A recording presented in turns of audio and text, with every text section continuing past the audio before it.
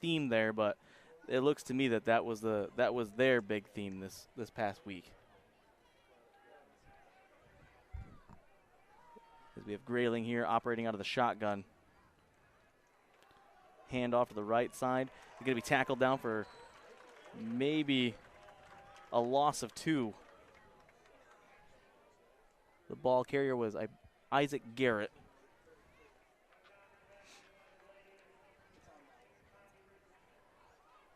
As Grayling looks to the sidelines to get their play call.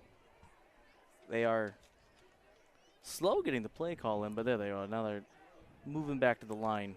For those of you just joining, the Gladiators scored on their second possession of the game. It was a touchdown by Lisinski, 2-point conversion by Bigger, and that is a pass which was caught by the Grayling Vikings out to the 27-yard line. Fletcher Quinlan. Yep, nice play made by him to pick up some positive yards on second down. It'll be third and about a long 4. Fletcher's limping, however, though, coming up from that tackle.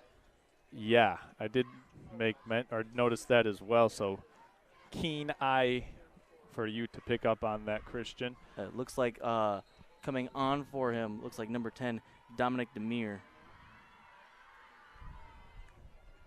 You hate to see injuries, though. Yeah, it's just one of those. It's just the hardest thing about football is that it's a part of the game. However, broadcasting to St. Francis fans and Gladiator fans, they know a little bit about injuries these first 3 weeks, do they not? Yeah, especially when you consider all of the injuries that this team has had to deal with only through 3 games so far in the season, and we'll see what they can do here on third and a long 4.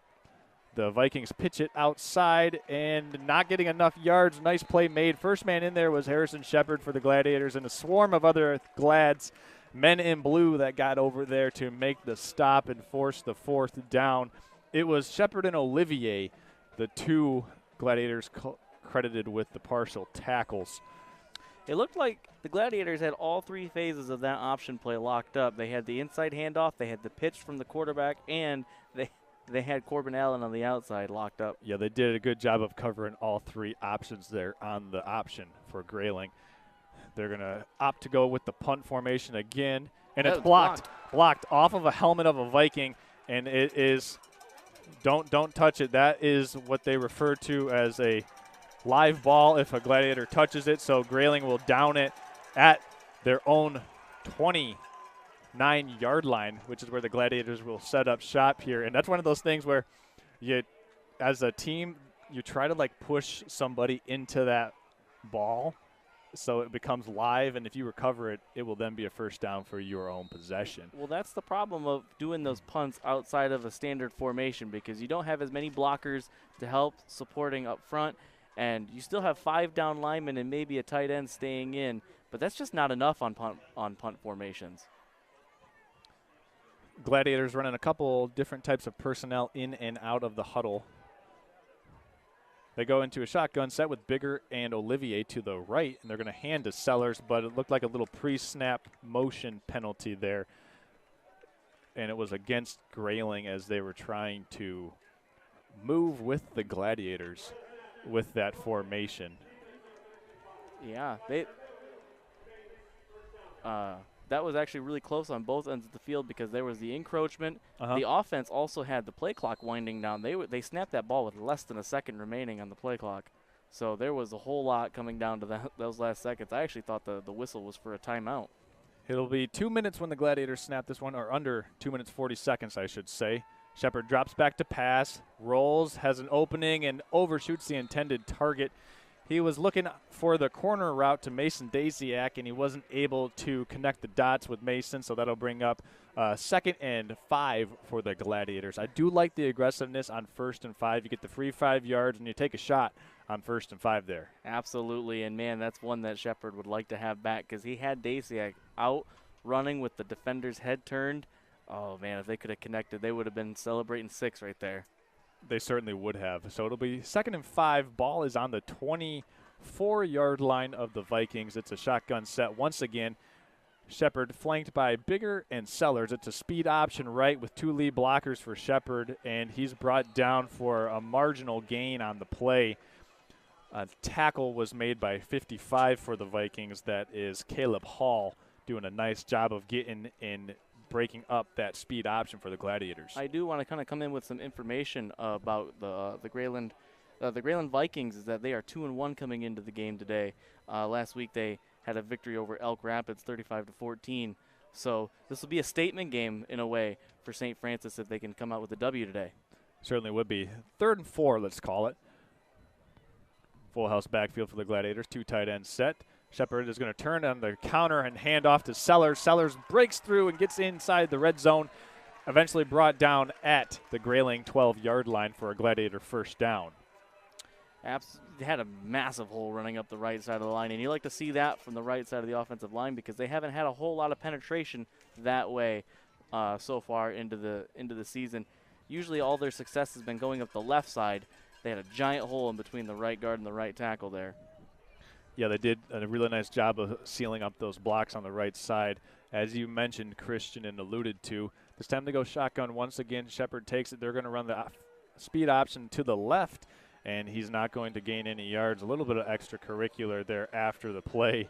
A couple of linemen were falling down and picking themselves off the turf here, but did not draw the attention of the official. He just let that one go. It was Joe Detloff, it looked like, hitting the turf there, kind of looking for maybe a little foul play after the whistle. Yeah, I think Joe might have, if he is in the drama club, that was a good job of selling that late push there. These are big kids down here. That's right. Referee didn't want to buy that one. It's 2nd and goal for the Glads. 1 minute 22 to go. They're going to turn handoff to Olivier and he's got about 2 yards, actually 1 yard on 2nd and 9. He had the head of steam coming around into the gap, but the gap was filled by the mound of bodies that were on the ground in front of him. He couldn't really run or jump over them. He was just kind of trapped there. However, they are keeping with the game plan, running. And so far, it's got them up in the scoreboard and in scoring position. So it's 3rd and goal from the 11-yard line. They can get a first down, I should say. And Shepard's rolling out to his right, throws a little pass to Lisinski. He's tackled at the 6, and it's going to be 4th and 4 for the Gladiators. I do want to apologize. I said it was a 1st, 2nd, and 3rd and goal. Failed to mention that the chains are positioned just outside the 2.5-yard line, so they can pick up a first down here. But they're going to take this snap in the 2nd quarter as we have 10 seconds remaining in the 1st quarter. So the Gladiators will let the clock dwindle down to the end of the 1st quarter. We're going to step aside and be back with 2nd quarter action right after this.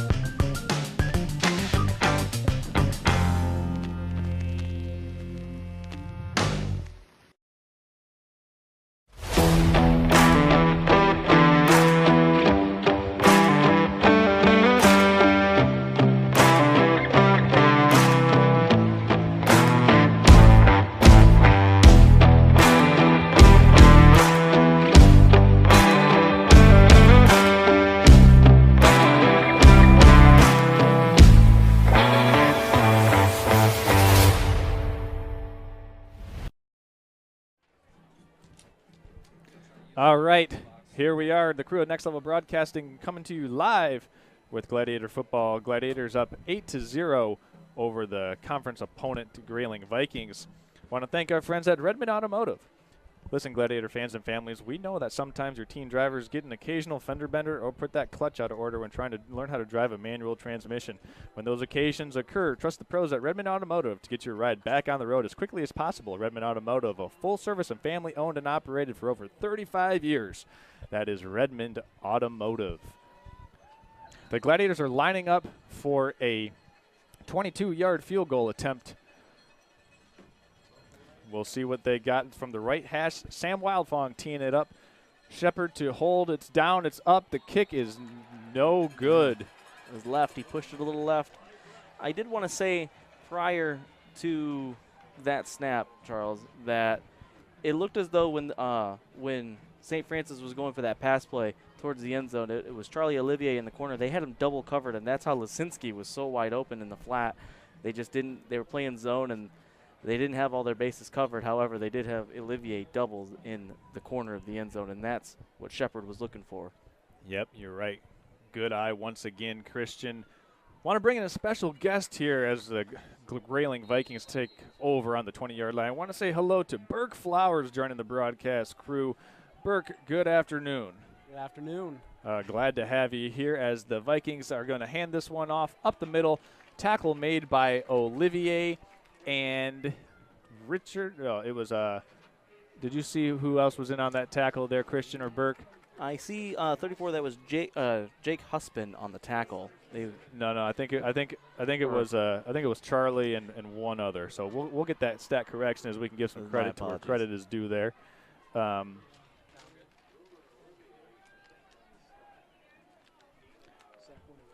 And Jack Winowicki also on the tackle as the Vikings can't complete the slant route. It was intended for Fetcher Quinlan. And, man, he had some space if he brings that one in. He had some space, but coming off, remember, he hobbled off earlier.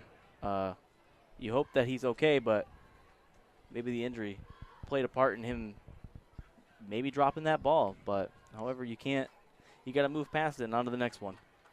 Might have been scared Harrison Shepard was coming down to hit him, even. No. Harrison Shepard can lay the wood. He can. So that'll be 3rd down and 8.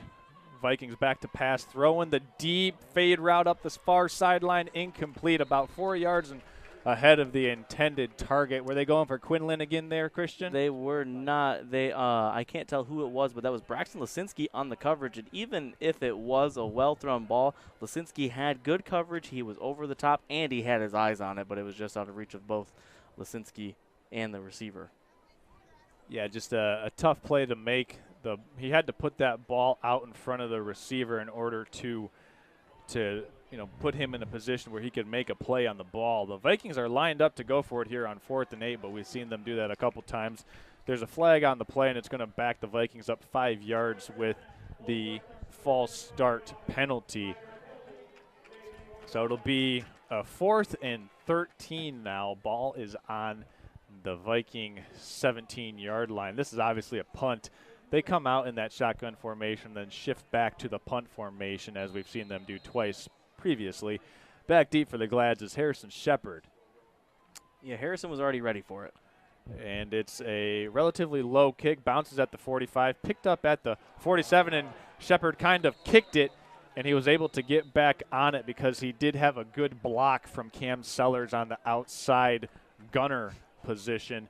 If Sellers doesn't have that block, the Grayling Viking defender might have been able to get down on that football after Shepard kind of booted that one, but nonetheless able to recover. Boy, that was close because Fletcher Quinlan was right there. However, he didn't have the reflexes really to kind of get down there and notice that it was getting kicked past him. That was a tough one. that would have been hard to kind of turn your head around, find the football, and then just happen to fall on it as well in time to make the recovery. So Gladiators are going to set up shop from their own 48. 11 minutes to go in the second quarter. It's a shotgun set for Shepard, flanked to his right by Bigger, to his left by Lisinski, and they're going to hand off to Sellers. I apologize.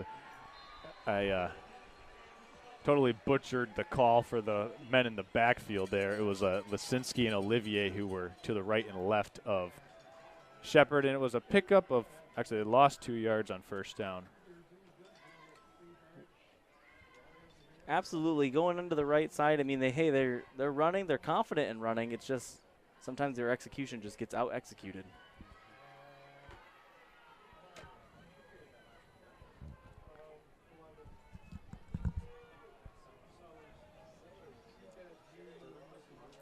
So it's 2nd and 12 now for the Gladiators. They send Olivier in motion. He comes over to the other tight end. They also send a lean blocker in motion. That's bigger, and a direct quarterback keeper as Shepard makes his way out to the 50-yard line. That'll bring up a 2nd and a long 8. Actually, a 3rd and a long 8. I apologize.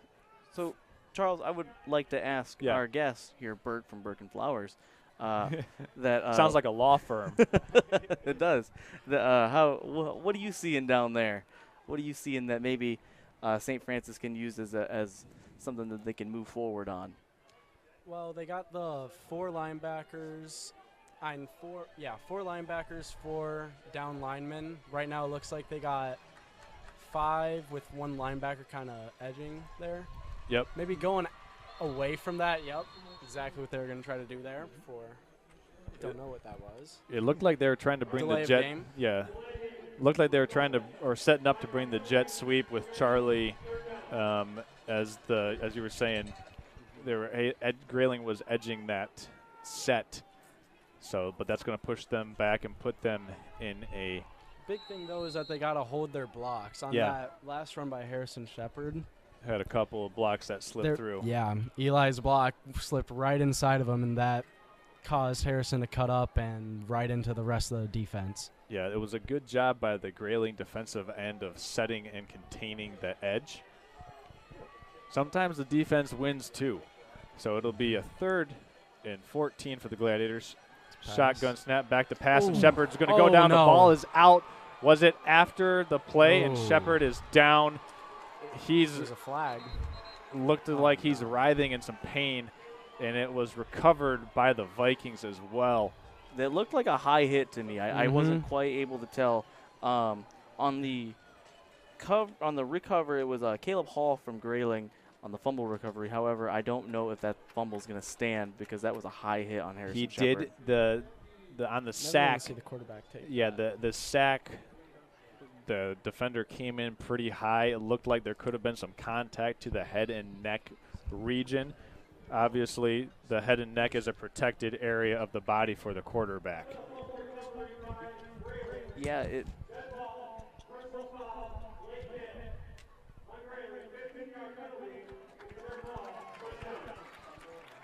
Now's the time to fly from your Northern Michigan hometown Cherry Capital Airport. TVC. TVC Airport will get you to your dream destination anywhere in the world. Visit tvcairport.com now.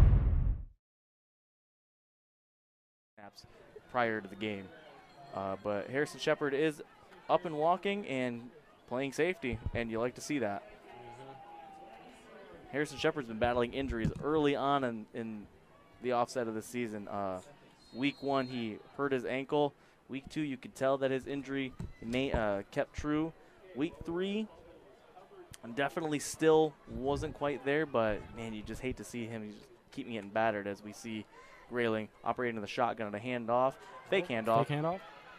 It's fake handoff and an overthrown pass. That's going to be to number 11, Corbin Allen. Good defense by St. Francis. They had the underneath throw, forcing a tough pass that would have had to go over the top of coverage.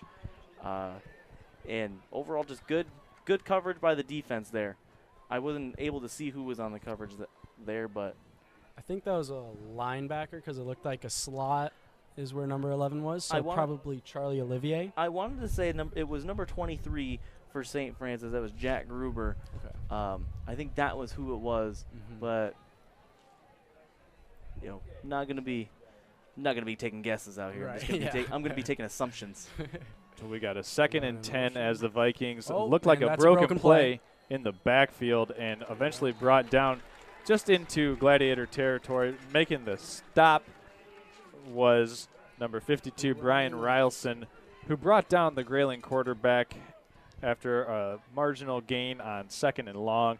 Kucharik was able to at least make something out of that broken play. Burke, you noticed it right away and said, hey, that's a broken play. Exactly. That broken play up the left side of the line, you're looking at even if it wasn't a broken play, that handoff would have been blown up immediately. Right. So it'll be 3rd and 10 as they swing it out the side, getting a block and getting up the left sideline all the way for I couldn't tell if that was a first down. Yeah, it looks like he got it. Fletcher Quinlan all the way up on the left Flag side. on the field. And there is a penalty that's probably going to be holding, as one of the Grayling offensive linemen looked like he grabbed and pulled a little jersey as he was trying to get out in front of that play. We'll see what the official says. It's holding. Yep. So that will back up the Vikings 10 yards, and they'll replay third down. That penalty will be from the spot of the foul. So the spot now is on the Viking 44-yard line. Holding flags are absolute drive killers, and although it didn't look like the Vikings had a whole lot of a whole lot of energy going into that drive, that's going to really dampen the spirits there. This time the Vikings send trips into the bottom of the screen. They motion their running back out, empty shotgun for Kucharek. He's throwing up the seam on the middle, got a man and can't complete it. Intended target was Corbin Allen. The Vikings found something they liked there in the empty set. Running the seam route was Allen, but just unable to reel it in. And that is a play that I would imagine the Vikings will go back to with that same formation, same matchup if they get it later on in this game. They absolutely, by the way, they had two wide receivers open almost in the same area. That was Corbin Allen, number 11, and it looked as though the other wide receiver that was open, which was actually the running back, number 34, Jake Husband, he was also open down the seam. This time the Vikings have a motion penalty. The whole right side of that offensive line jumped before the snap was sent back. So, they're going to call it on the center. So when they call it on the center, you single out one man as opposed to the whole other side of the right or left side of the offensive line. So either the center forgot the snap count or four other guys forgot it. So take your pick there, and the head official placed that one on the center. So Shepard deep to return for the Gladiators. He's at his own 30-yard line. He fields it at the 31, and he's got some running room space on the right side of the field. He's going to bring it up the sideline, and he's out at the 30-yard line for the Gladiators. Or he's into Grayling territory, out at the 31. Absolutely. He had a giant hole going up the right side of the field. It looked as though, it didn't even have much of a blocking out there either. It just looked like that side of the field was just open. Yeah. Harrison Shepard, it looks like he's healthy though, and you that's got to instill confidence. I do want to say also, the Gladiator sideline just as a whole, they just look different. They look energetic. Maybe it's something about being at home. Full house set for the Gladiators. Shepard hands to Lisinski, and he's met by three Vikings in the backfield. Tackle for loss by a couple of Vikings there. Grayling's trying to say they got the ball. Yeah. Doesn't look like the refs are going to give into that. That was Braden Tuck who was holding the ball up to the referee. Braden Tuck, one of three Vikings in on the tackle, and that's going to put the Gladiators back with a 2nd and 13. 7 minutes and 40 seconds left to go in the second quarter here from Thurlby Field. Gladiators with the ball on the Viking 36 now, and it's Shepard under center again. Gladiators trying to get things lined up as the Vikings jumped, and that will be a free 5 yards for the Gladiators. We've seen that a couple times early on this season.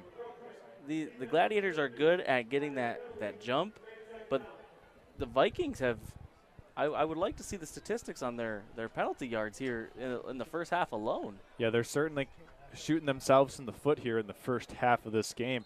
A lot of penalties that – they didn't necessarily need to commit a lot of. I think they've only had like 2 or 3 that actually came during the play. So the Gladiators get that sack yardage back, and it'll be a 2nd and 7 now. Ball on the 31. It's going to be something that Coach Eric Tunney talks to his guys about in the halftime. Shepard back under center. He's going to turn and hand to Cam Sellers on the counter up to the 21-yard line of the Vikings. Good enough for a Gladiator first down, and eventually brought down right at the 22-yard line for a first down. And they shuffle in some personnel, the Gladiators do, which will give Grayling a chance to match the personnel. But Burke, they run that counter play, and you see it. the linebackers for Grayling didn't follow their reads there, and that's what allowed that big play to happen. A lot of That's pre-snap the whole movement point by of the it, defense. really. Get the linebacker's eyes in the wrong place.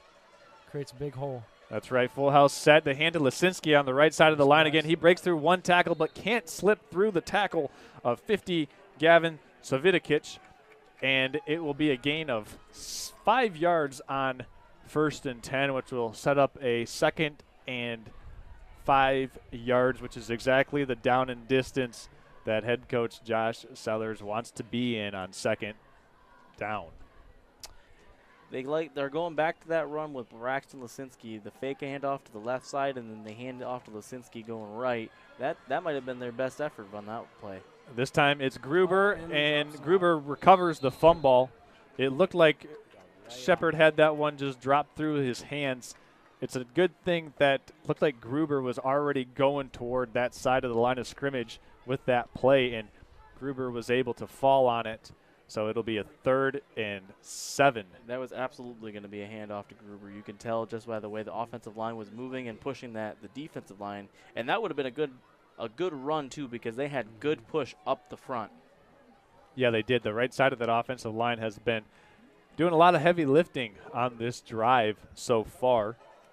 They've got 1 first down, looking to gain another one here. It's 3rd and 7. Weak look right now. And they're going with a shotgun set. They're going to bring Sellers in motion, hand it off on the jet sweep. He's got some room around the side, inside the 10, tiptoes down, and he's in for a Gladiator touchdown. Cam Sellers all the way. Actually, they're going to mark him down out at the 4-yard line. It was that left pinky toe that they're going to say stepped out of bounds inside the 5. Good enough for a first down, but it looked like he was doing a little bit of a tap dance on the sideline and just couldn't keep the toes in bounds. He was doing the ballet walk along the sideline. It looked as though he did step out, and they called him out. I wasn't gonna say nothing about it, but it's definitely the right call. It was That's definitely the right call. That was a good call by the referee there. However, I wasn't gonna say nothing if they let it go otherwise. So he's down inside the 5. Shepard under center once again for the Gladiators. He's going to turn and hand to Gruber, and there's a couple of Grayling Vikings right there to stop Gruber after a gain of 1 yard on 1st and goal. Nice play made by big number 63 for the Vikings. That is Tanner Paulus. That is number 63 is definitely a big guy on the defensive line. There's the whole.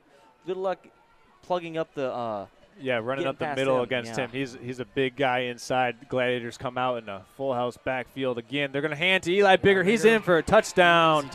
Nice job by the Gladiator offensive line of sealing that one, and Bigger did the rest untouched for 6 and put 6 more on the board for the Gladiators as they go up 14-0 over the Grayling Vikings. Gladiators keeping it on the ground the entire possession there, letting the ground and pound, the ground game, do its thing as Wildfong in for the point after attempt, looking to make this a 15-0 game. Here's the snap. Shepard puts it down. Wildfong puts his foot into it, and it's good right down the middle. So Gladiators go up 15-0 over the Grayling Vikings. We're going to step aside and be back in about a minute on Next Level Broadcasting's coverage of Gladiator football. Now's the time to fly from your Northern Michigan hometown Cherry Capital Airport. TVC. TVC Airport will get you to your dream destination anywhere in the world. Visit tvcairport.com now.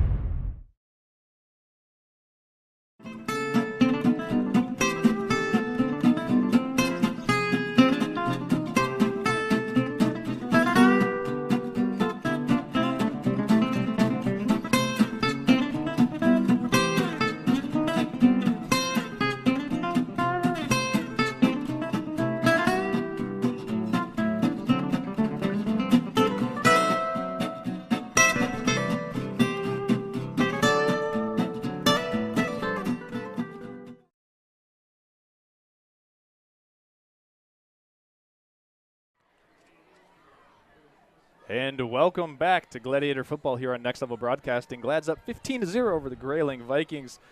This will give us a time to thank our friends at Team Elmer's. Established in 1956, and ever since, Team Elmers has been committed to building better communities. And they're here to help bring the Team Elmers Hardest Working Player of the Game award tonight. We'll award that in the fourth quarter. That's Team Elmers, a proud sponsor of Gladiator football, and Team Elmers building better communities. Also, the Hardest Working Player of the Game award sponsor. So that's Team Elmers. 4 minutes and 42 seconds left to go in the second quarter. Wildfong puts his right leg into it, and it's going to be a touchback.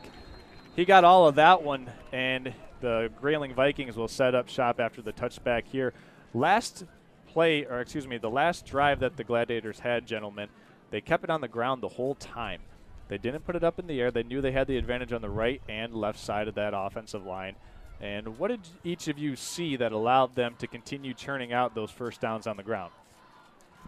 Well, I saw a lot of good effort from their offensive line because Grayling had been blowing up a lot of runs the past few drives, and that time there's maybe one.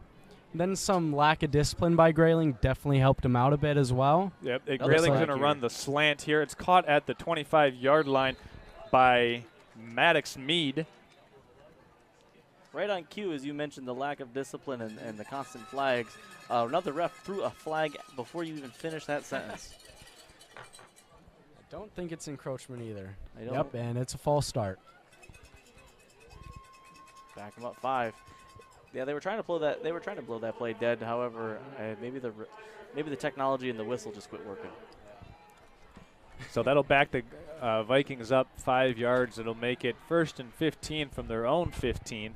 Line to gain is just beyond the 30.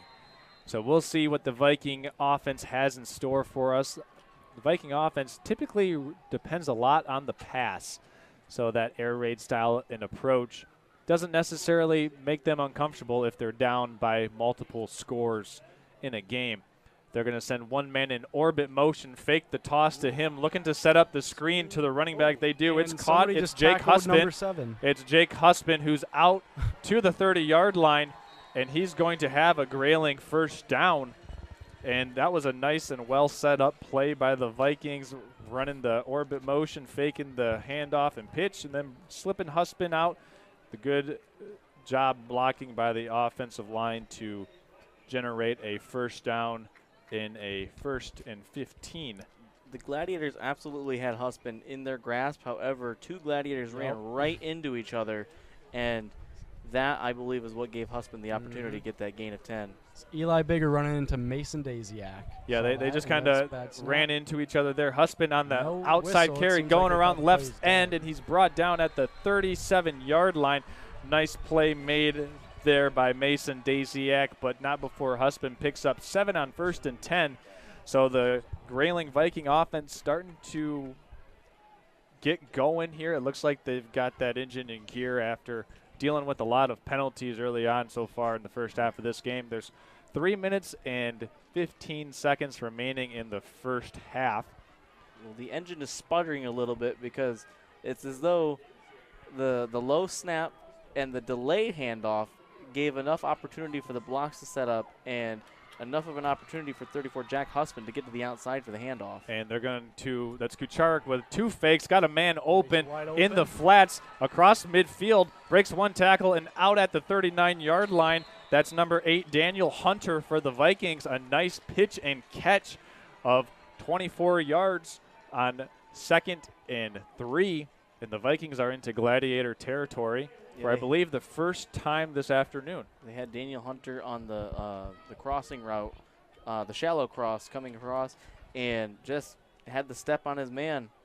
Easy pitch and catch. Yeah, a good man beater concept as they send Hunter in motion. They're going to roll to the flats. They've got Hunter again. Shepard coming in to make the tackle, and he does a nice job of doing just that. Dragging down Hunter at the 34, but a flag has been thrown. And that's going to be a late hit out of bounds. I think the guilty party will be Warren Asher, number 53 for the Gladiators, and that will tack on another 15 yards for the Vikings. So that will push them all the way down inside the 20-yard line. That's absolutely something you can't be affording if you're the Gladiators, because the Vikings, they've been giving you yards. With their penalties, you can't be paying it back with Vikings with penalties of your own. I can tell you Coach Sellers is not going to be happy about that one. So that will put the ball at the 18-yard line deep into Gladiator territory. This drive started on the 15-yard line for the Vikings. A couple big plays as they've moved this ball all the way down the field in about 2 minutes of game time. Kucharik in the shotgun. He's going to turn and hand to Husband. Husband's got a lot of room, makes one cut, and is down inside the 5. Nice running scheme there for the Vikings to get a nice running lane for Husband, and he's down inside the 5. Like I said, bringing up a 1st and goal for the Vikings as they go hurry up here in the end zone. Yeah, it seems like Grayling has found something they like with this hurry up set. Kucharik in the shotgun with Husband. He hands off right back to him, and he's brought down by Warren Asher. Good play made by Asher to come from the backside of that running play and bring down Husband. It'll be a 2nd and goal from the 3. We're under 2 minutes to play in the second quarter from Thurlby Field. Vikings shuffling in some personnel as it looks like they're bringing in their heavy package. They bring in number 24. That's Braden Tuck. And they hand it off to Husband, and he's in for 6. Grayling on the board. Husband gets the give and gets the points. Grayling on the board. It's now 15-6. Gladiators ahead of the Vikings.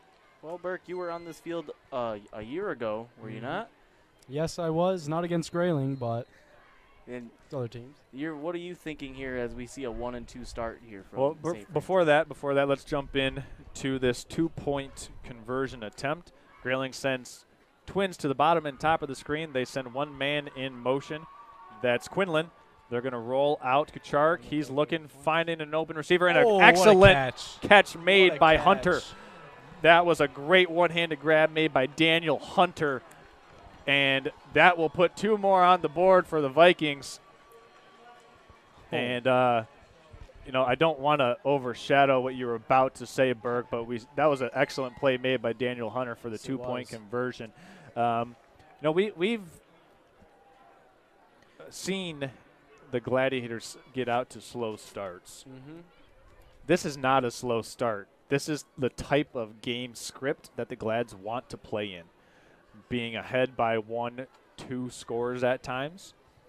And you were on this field last year on this team that went to the state championship, and this team right now that's continuing to grow, continuing to learn. What have you seen so far just in terms of the discipline and offensive execution, the difference between the Gladiators and the Vikings so far that's been the difference in this game? So the main difference right now is up until that final drive, Grayling had really just been making a lot of mental errors. And at St. Francis, we were, for the most part, penalty-free besides that late hit by Warren Asher. Yeah. And so it's a lot of mental discipline that I've seen so far. And also just I think the game plan that we have on defense has been working really well. Okay. Which past weeks it hadn't seemed to work as well. Right. I know Coach Lazinski does not enjoy giving up more than 30 points every game so far. And that squib kick is fielded at the 27-yard line by Charlie Olivier. He picks his way out to the 35-yard line where the Gladiators will set up shop. Burke, that's some great insight. Appreciate that. I mean, there's definitely things there that the Gladiators can build on. That the differential, the penalty yard differential is huge and vast right now between Grayling and St. Francis. I mean, I think off my unofficial count, 2 or 3 penalties accepted against the Gladiators, much more accepted against the Vikings so far in this game. So the Glads will have it on the 35-yard line. 1 minute, 35 seconds to work with here as they have their opportunity at their own version of a 2-minute drill. Let's see what they choose to do here. They go in the shotgun set. They motion Olivier and Shepard. That is Lasinski, and he keeps it. I got a little confused there. They went with was it a wildcat look as the old wildcat, yeah. Lasinski took the direct snap. First time that we've seen that play drawn up this afternoon. It'll bring up a 2nd and 7. 3 yards on the tote for Lasinski as Shepard trots in with the play from the sideline. I mean, absolutely. You're going to see a quick run off the Wildcat. That's usually enough to throw off the timing of the defense because they're not expecting something to come off that fast. Yeah, certainly could have been a jump starter for this drive. Under 1 minute to go. Glad's hand to Olivier, trying to get a student body left jet sweep. Olivier breaks 2 tackles. He's trying to get out of bounds but can't make it to the sideline. Tackled at the 40-yard line. A gain of about 2 yards on 2nd and 7. The Gladiators will take a timeout to preserve. Actually, they won't take a timeout to preserve clock. The clock's running. We're at 34 seconds remaining in the second quarter. Want to remind everyone that coming up at halftime, we will have the Traverse City Cherry Capital Airport halftime show live from the press box, the friendly confines where we are broadcasting from. There's under 20 seconds left as the Gladiators come out in shotgun formation. 2 receivers and Olivier in motion. Keeper by Harrison Shepard up the middle, out like across the 45, and it looks like Harrison is slow to get up as well. Taking a beating already this afternoon. And that's going to be the last play of the half. So after 24 minutes of play, Gladiators on top of the Vikings 15-8. That's going to do it for the first half from Thurlby Field. We're going to go ahead and step aside. When we come back, we'll have the Cherry Capital Traverse City TVC Airport halftime show right here on Next Level Broadcasting, your official coverage sponsor and partner of Traverse City St. Francis Athletics. We'll be back right after this. Now's the time to fly from your Northern Michigan hometown Cherry Capital Airport. TVC. TVC Airport will get you to your dream destination anywhere in the world. Visit tvcairport.com now.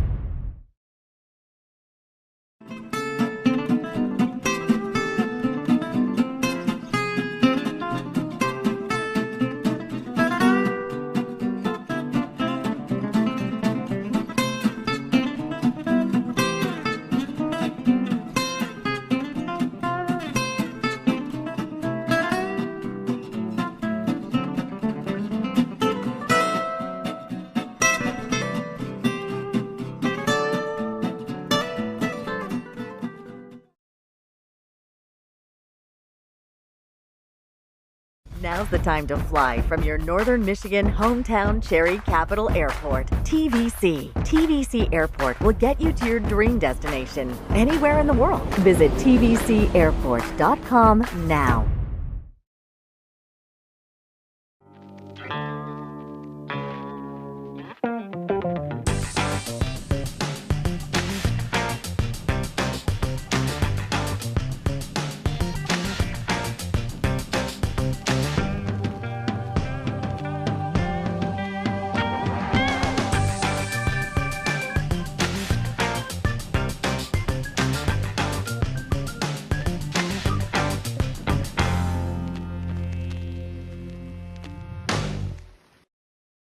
Now's the time to fly from your Northern Michigan hometown Cherry Capital Airport. TVC. TVC Airport will get you to your dream destination anywhere in the world. Visit tvcairport.com now.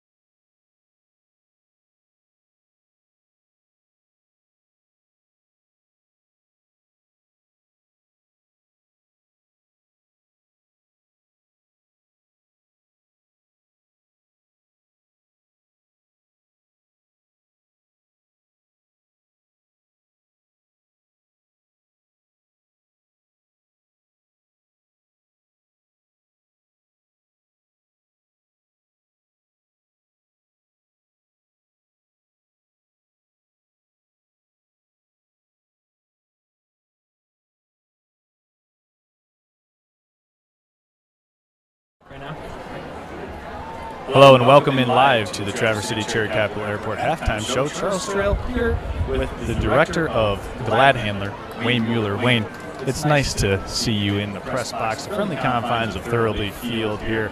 Gladiators on top of the Vikings, 15-8 after 24 minutes of play. I'm joined by Wayne. We're going to talk about the upcoming school fundraiser, the Gladiators. And Wayne, for all the people tuning in, just give us a little bit of background information about what it is and what it does for the school specifically. Sure. So the Gladiator auction, this is going to be the 41st year. So the minute football season starts, it's time to start thinking about Gladiator. It's a great community event. It's actually the largest dinner auction event in northern Michigan. Okay. We're going to have about 500 people join us for an elegant evening in our gymnasium. It's going to be transformed. This year we're going through a journey through Narnia. So it's a very powerful event. I'm gonna have to be there in my lion costume. You know, the Lion, the Witch, and the Wardrobe for the Journey Through Narnia theme.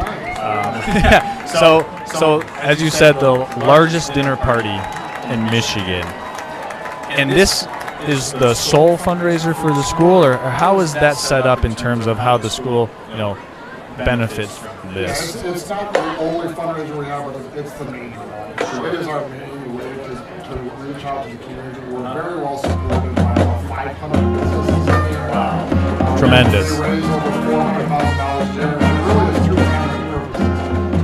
Scholarships. We're a tuition-based school.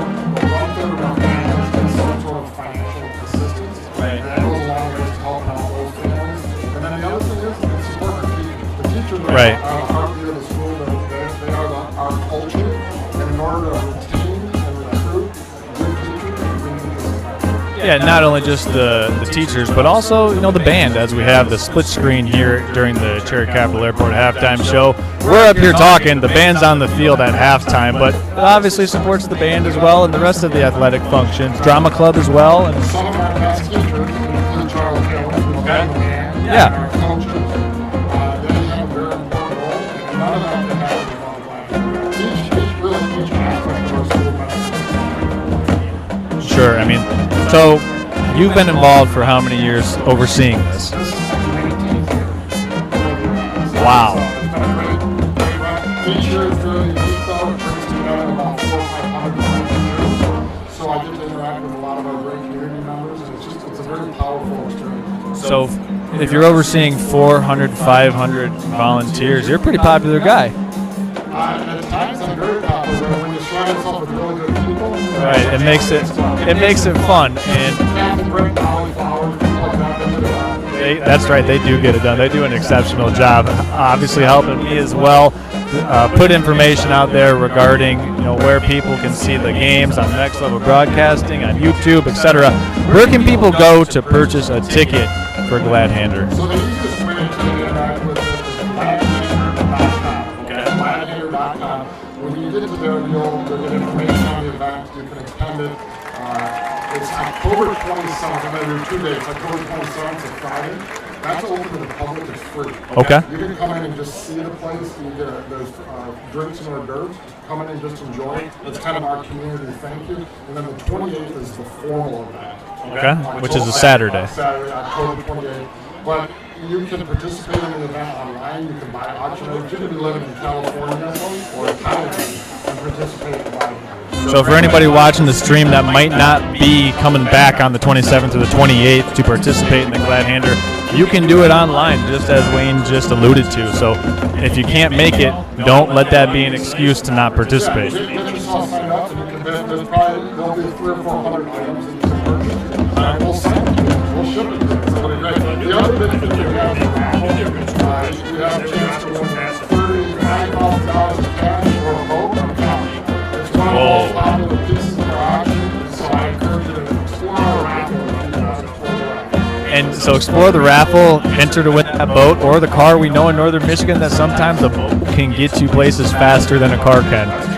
From East Bay to West Bay, or if you're just shooting up toward the peninsula. In Traverse City traffic sometimes in the summer, a boat can get you there much, much faster. So Talked about Glad Handler a little bit. Let's talk about what we've seen on the field so far from the Glads here. This is the first home game, and it feels good to be back, doesn't it? I love it.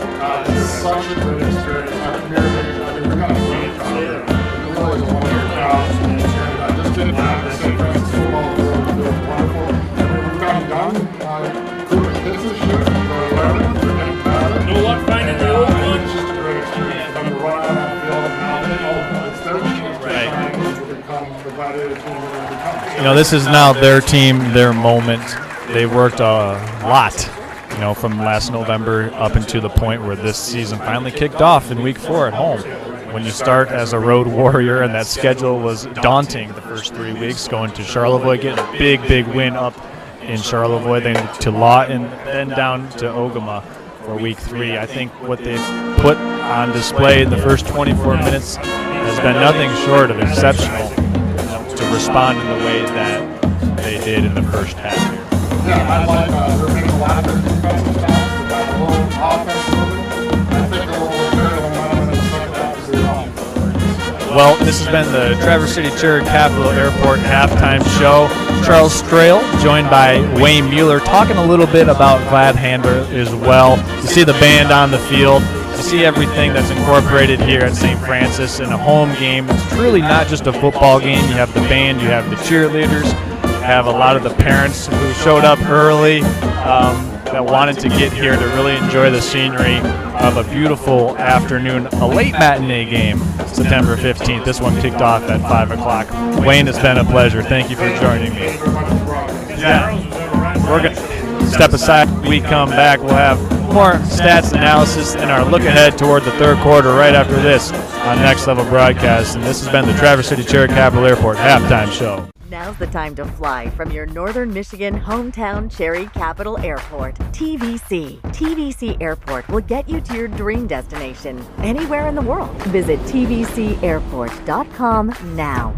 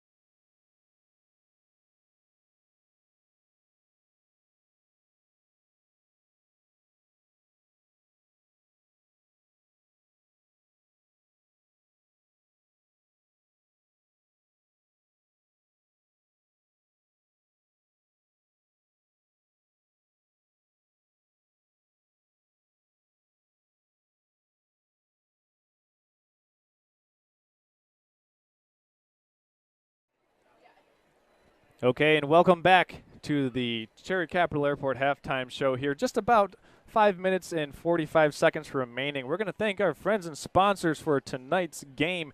We want to first thank our friends at the Cherry Capital Traverse City Airport. Listen, Traverse City Cherry Capital is your getaway from and to Northern Michigan. And now is the time to fly TVC. Flying TVC Cherry Capital will get you to your dream destination anywhere in the world. When booking your next trip, book with Traverse City Cherry Capital. Visit tvcairport.com to make that booking reservation. Also, Culver Meadows, located off of Silver Lake Road, is the Culver Meadows, Grand Traverse premier senior living center, specializing in Alzheimer's and dementia care. Their friendly and experienced staff can truly be an extension of your family and will offer you peace of mind that your loved ones are treated with friendliness, care, and expertise. For more information, call 231-633-9430. Also want to thank our friends at Renew It Decks and Outdoor Living. Listen, with more than 18 years of construction and deck building experience, Renew It Decks and Outdoor Living will customize and design your deck and outdoor living space to fit your tastes and lifestyle.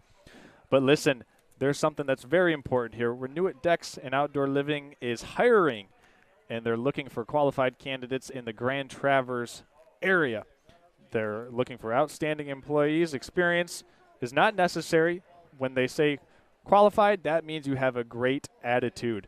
They will train you, and they also offer great benefits with a competitive industry wage, 5 weeks of paid time off, a profit-sharing program, 401k match, health insurance options, advancement opportunities, and full-time year-round work. That's a big one, people. That is Renew It Outdoor Decks, or Renew It Decks and Outdoor Living. For job inquiries, call 231-881-6282. Charles Strail joined by Christian Swinsicki, Ryan Bentley running our main camera here, also getting help from Steve Weldon down on the sideline camera, and Christian. The Gladiators have their first halftime lead of the season. They find themselves up by 7 points, 15-8 over the Grayling Vikings. What have you seen so far in the first 24 minutes of play that you've liked so far for the Gladiators? Well, I've been repeating it off and on for the first half, and it's a big thing. It's something that I heard from Coach Josh Schellers last week after their loss, was they needed to gain confidence, and they have looked confident here in the first half. They haven't executed to perfection, but however, you can just tell by their energy, their swag that they have, just walking, and overall just their confidence has gone up. And that's a big thing going into the second half.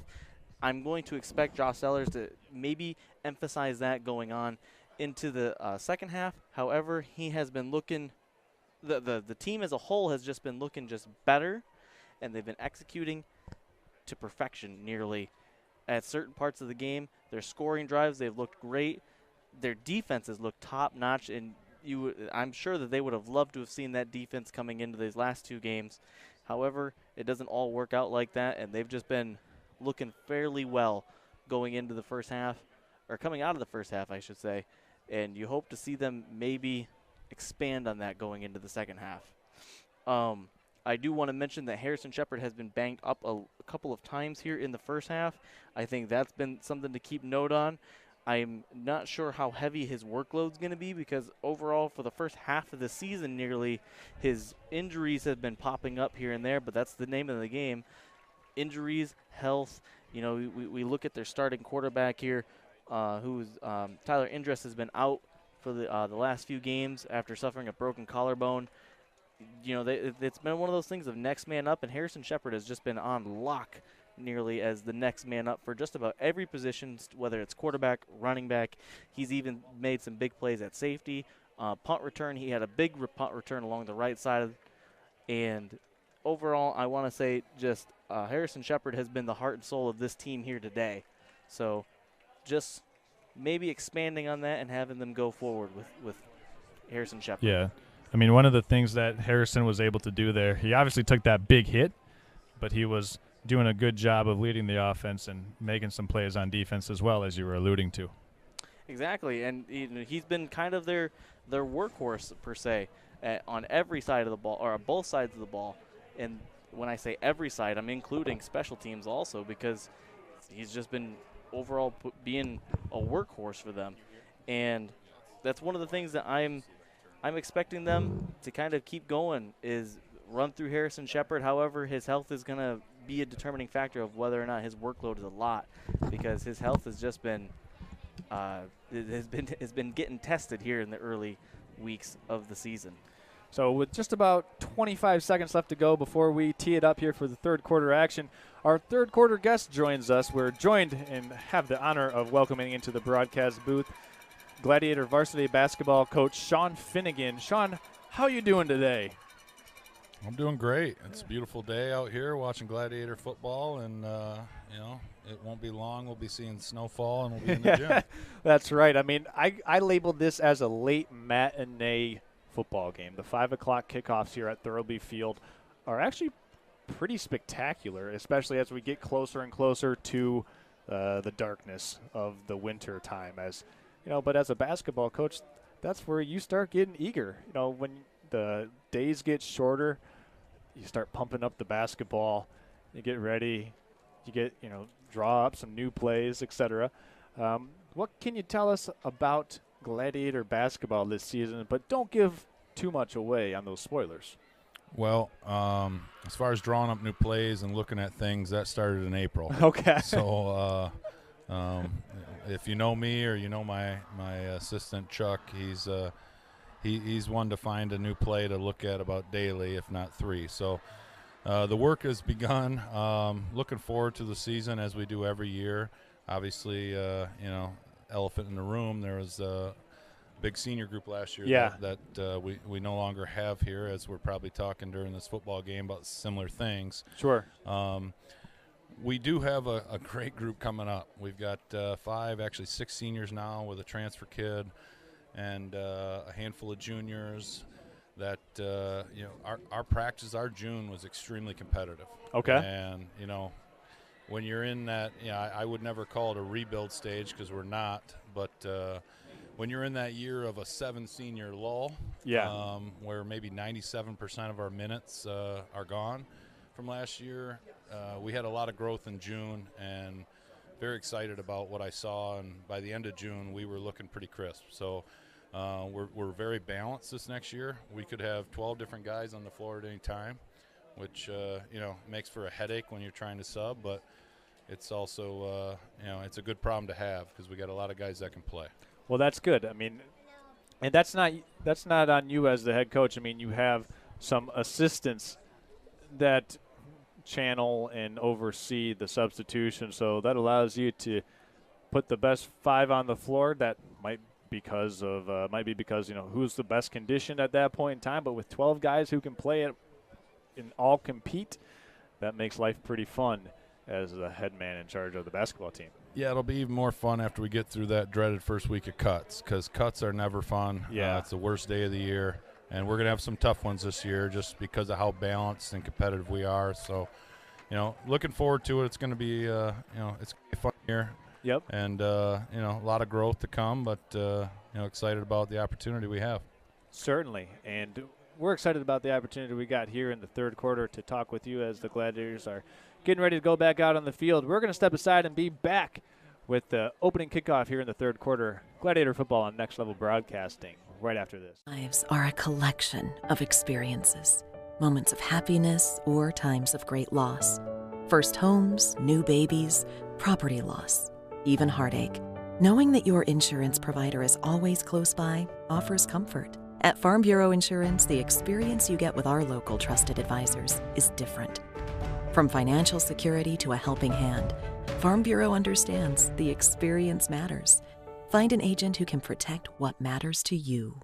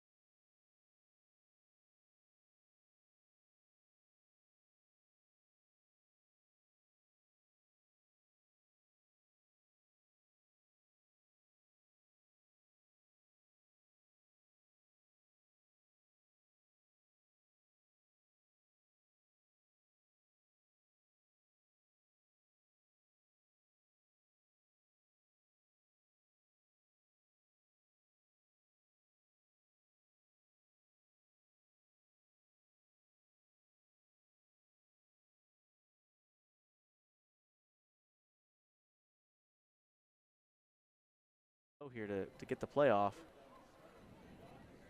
Made a motion. However, they're looking to pass. It's going to be a deep ball down the left side. That's going to be caught. Number 6, Fletcher Quinlan, gain of about 50. An extra 20 yards after the catch. Fletcher Quinlan, who is shaking off that early injury, even though he still looks like he's a little hobbled, didn't look hobbled there when he was running that vertical up the sideline. As the Vikings go and hurry up here. Well, I think we can say at this point in time, fellas, we've got a ball game. Absolutely. This is all far from over. And, you know, Sean, I want to bring you back in here. Quinlan looks like he's got that basketball kind of build to him, doesn't he? Might be a multi-sport athlete if I looked at the scouting report. That is for sure. I would definitely confirm that, as they're going to hand off to Husband and brought down right away at the line of scrimmage. Good job by Mason Dasiak on the tackle, and a host of other Gladiators to do a good job of, actually they're going to give him a tackle for loss, so it'll bring up 2nd and 11. You know, as I said, number 6, Fletcher Quinlan, Sean, you might see him on the hardwood this December or whenever that game is versus Grayling. Yeah, he's a heck of a shooter, good athlete. And Kucherik's going to keep the ball. A big-time hit applied by Warren Asher. And it looked like it was Harrison Shepard as well. Now, Sean, I had a question for you also. Yeah. I imagine you have every game on your calendar circled. However, is there any one particular game that you're looking forward to specifically? Oh, the showcase. The first one. Yeah. No, that's a trap question, I guess. We did a good job again of scheduling a good non-conference schedule, so we're the league's going to be good. We're just looking forward to getting on the floor again. Vikings send 3 receivers to the top of the screen. Motion out. Husband. Empty backfield for Kucharik. He's rolling up in the pocket. Got an open man. Nice play made by Cam Sellers, deflecting that ball at the last second. Vikings wanted Fletcher Quinlan on the deep post, and Sellers was there to deflect that at the last minute. Absolutely great play by Sellers. The ball was a little underthrown, but at that point it's a 50-50 ball there. And Sellers ended up winning the 50-50. You got to have ice in your veins as a corner. Oftentimes when you're behind or trailing the receiver, you tend to panic. Sellers didn't do that there, and he was able to get the pass breakup. Kucharik in the shotgun again. He's got some room to run if he wants it. Pass is incomplete, and it's going to be a turnover on downs. It was intended for Maddox Mead, and the Gladiators will take over from their own 32-yard line after the turnover on downs. So a couple of pass breakups there, and the drive stalls out for the Grayling Viking offense. The Gladiators doing a good job of forcing the turnover on downs after Grayling was able to string together a couple of nice plays. The epitome of a bend and don't break defense right there on that line, on that stand. They had that big play up the sideline for a gain of 50, and after that stonewalled them every play after. So it'll be 1st and 10 from the Gladiator 32-yard line. Shepard under center.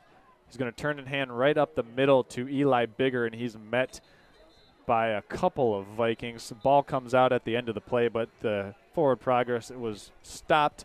Number 72, Logan Malonen, on the tackle. Yeah, I mean, nothing that can be said that hasn't been said about those early runs going up the middle there. It's a quick handoff. However, the defense was just able to snuff it out right away.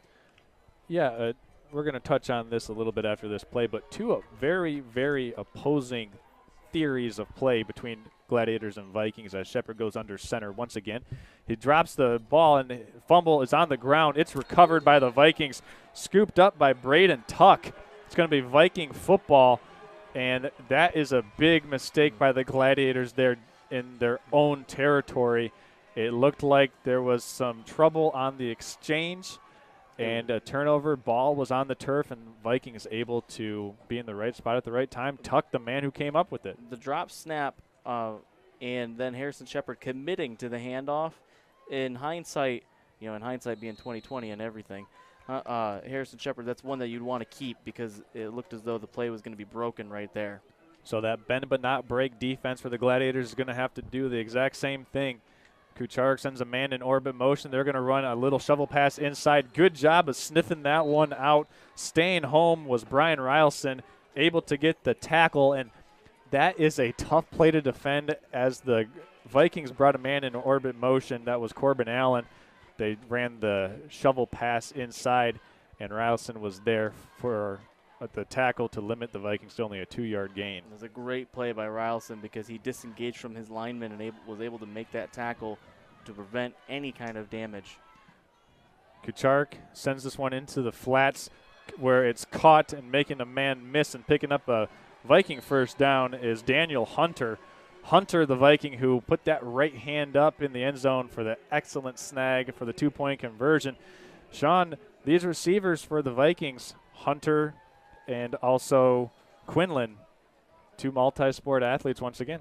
Yeah, Grayling's always had, good multi-sport athletes, especially, they're known for their passing game in the football end of it. So receivers usually translate pretty well to basketball players. As the Vikings have a 1st and 10 on the Gladiator 20, a little miscommunication in the backfield, and Kucharek just has to dirt that football. And they're going to say that Hunter was the nearest Viking receiver in the area. He was about 12 yards from where that ball landed. So the referees agree that that was not worthy of an intentional grounding. It looks like they're talking about it, though, as the line judge comes in to meet with the head official as they conference, and they decide no intentional grounding to be enforced. Yeah, you kind of hit the nail on the head, didn't you, with the man in the area. That's all they need to see. Is Grayling's back in the shotgun. Grayling sends Jackson in motion. Kucharek back to pass. He's got a man on a skinny post, and it's caught, dropped by Maddox Mead. He was working over there on the far side of the field. Coverage was there by Tyler Cadlick for the Gladiators. So another good job of the Gladiators secondary coming through when it needs to. Tyler Cadlick playing excellent defense against the bigger Maddox Mead. Maddox Mead had the chance, but Cadlick able to break up the pass, and that would have been 1st and goal. And Kucharek got a man. It's Quinlan. He's in for 6. Quinlan in for the Viking touchdown. Looked like Cam Sellers slipped on the play, and Kucharek connects with Quinlan for 6, and the Vikings are 1 point away from tying this game up. Nice route, nice pass. When you have those 2 combinations, you end up with 6 points, as the Vikings just did there. That's a tough one. The basketball player, was he not? He just went up, got it. Even if Cam Sellers didn't slip, that was going to be a tough play for him to break up. So the kick is blocked. It was Maddox Mead, the kicker for the Vikings, and it got blocked. Did you see who got a hand on that one coming right up the middle? It was number 52, Brian Rylson. Rylson with a couple of big plays here on that drive. He had the shovel pass he was able to sniff out, however, able to break up the extra point, maintaining a lead. 1 point lead is still a 1 point lead. A 1 point lead, that's a lead saving play made by Brian there. So we were talking about differing strategies. Gladiators want to keep the ball on the ground, really work the clock, pick up 4 or 5 yards at a play. The Vikings, they want to turn this thing into a shootout. Sean, talk a little bit about when you're going up against a team that has a completely different approach. How do you try and enforce your will on that opponent? Well, you just got to be more disciplined in what you do, and it's easier said than done. But the goal is to set the tone where you want the game to be dictated and how the pace you want it to be played, and control the tempo. Whether that's football or basketball, it all translates the same. But in the game of football, you can control the tempo all you want as long as you're getting first downs. So if you're not getting first downs, the tempo, it's only part of it. That's a very, very good point. As Charlie Olivier Fields at the 25-yard line, he is out to the Gladiator 39, where a big hit Spencer Linden on the big hit. Yeah, Linden looks like he's a little bit shaken up, but he's pumped up as he trots off the field. The Gladiators with a 1-point lead. Sean, as you alluded to, the ability to continually and just pick up those first downs as need be. Some teams do it with a short passing game. Grayling, for example, getting men out into the flats. Gladiators doing it with a multitude of running backs. We'll see what they have in store for us here. Yeah, again, sports translate, right? It's all about execution. If you execute your game plan better than they do, you got a chance. And right now we got a little stalemate. So Gladiators send 2 men to the bottom of the screen. Sellers to the top. They're going to motion Olivier. And the ball's on the ground again. There's a couple of Vikings down there, Olivier and Shepard for the Gladiators, but it'll be a scrum for the ball at the 35-yard line. Initial, and the Vikings have it. Vikings recover a second fumble in Gladiator territory, and they set up shop at the 35 with a chance to take the lead. And, Sean, you just talked about the execution. Gladiators shooting themselves in the foot here on back-to-back possessions. Yeah, I might need to go back down to the track. I haven't been very good luck up here so far. I mean, that's unfortunate when you see some of the fundamentals become issues, and again, any sport, you got to take care of the ball, and we got to do a better job taking care of it right now. Kucharek sends Hunter in motion. The shotgun snap. He's got a man over the middle pass intended for Meade, and it was incomplete. Nice coverage on the play by the secondary member for the Gladiators. That's Tyler Cadlick on the coverage. I'm not sure if Kucharek was able to get a full throw because it looked like just a quick little arm flick. That's what made it a low pass.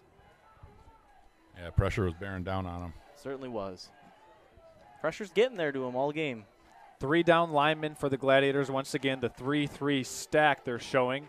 Bigger the man in the middle in the linebacking core. Kucharek fakes it, keeps it, and he's got a seam around the edge. He's got some space. He's out at the 31-yard line, chased out of bounds by Cam Seller.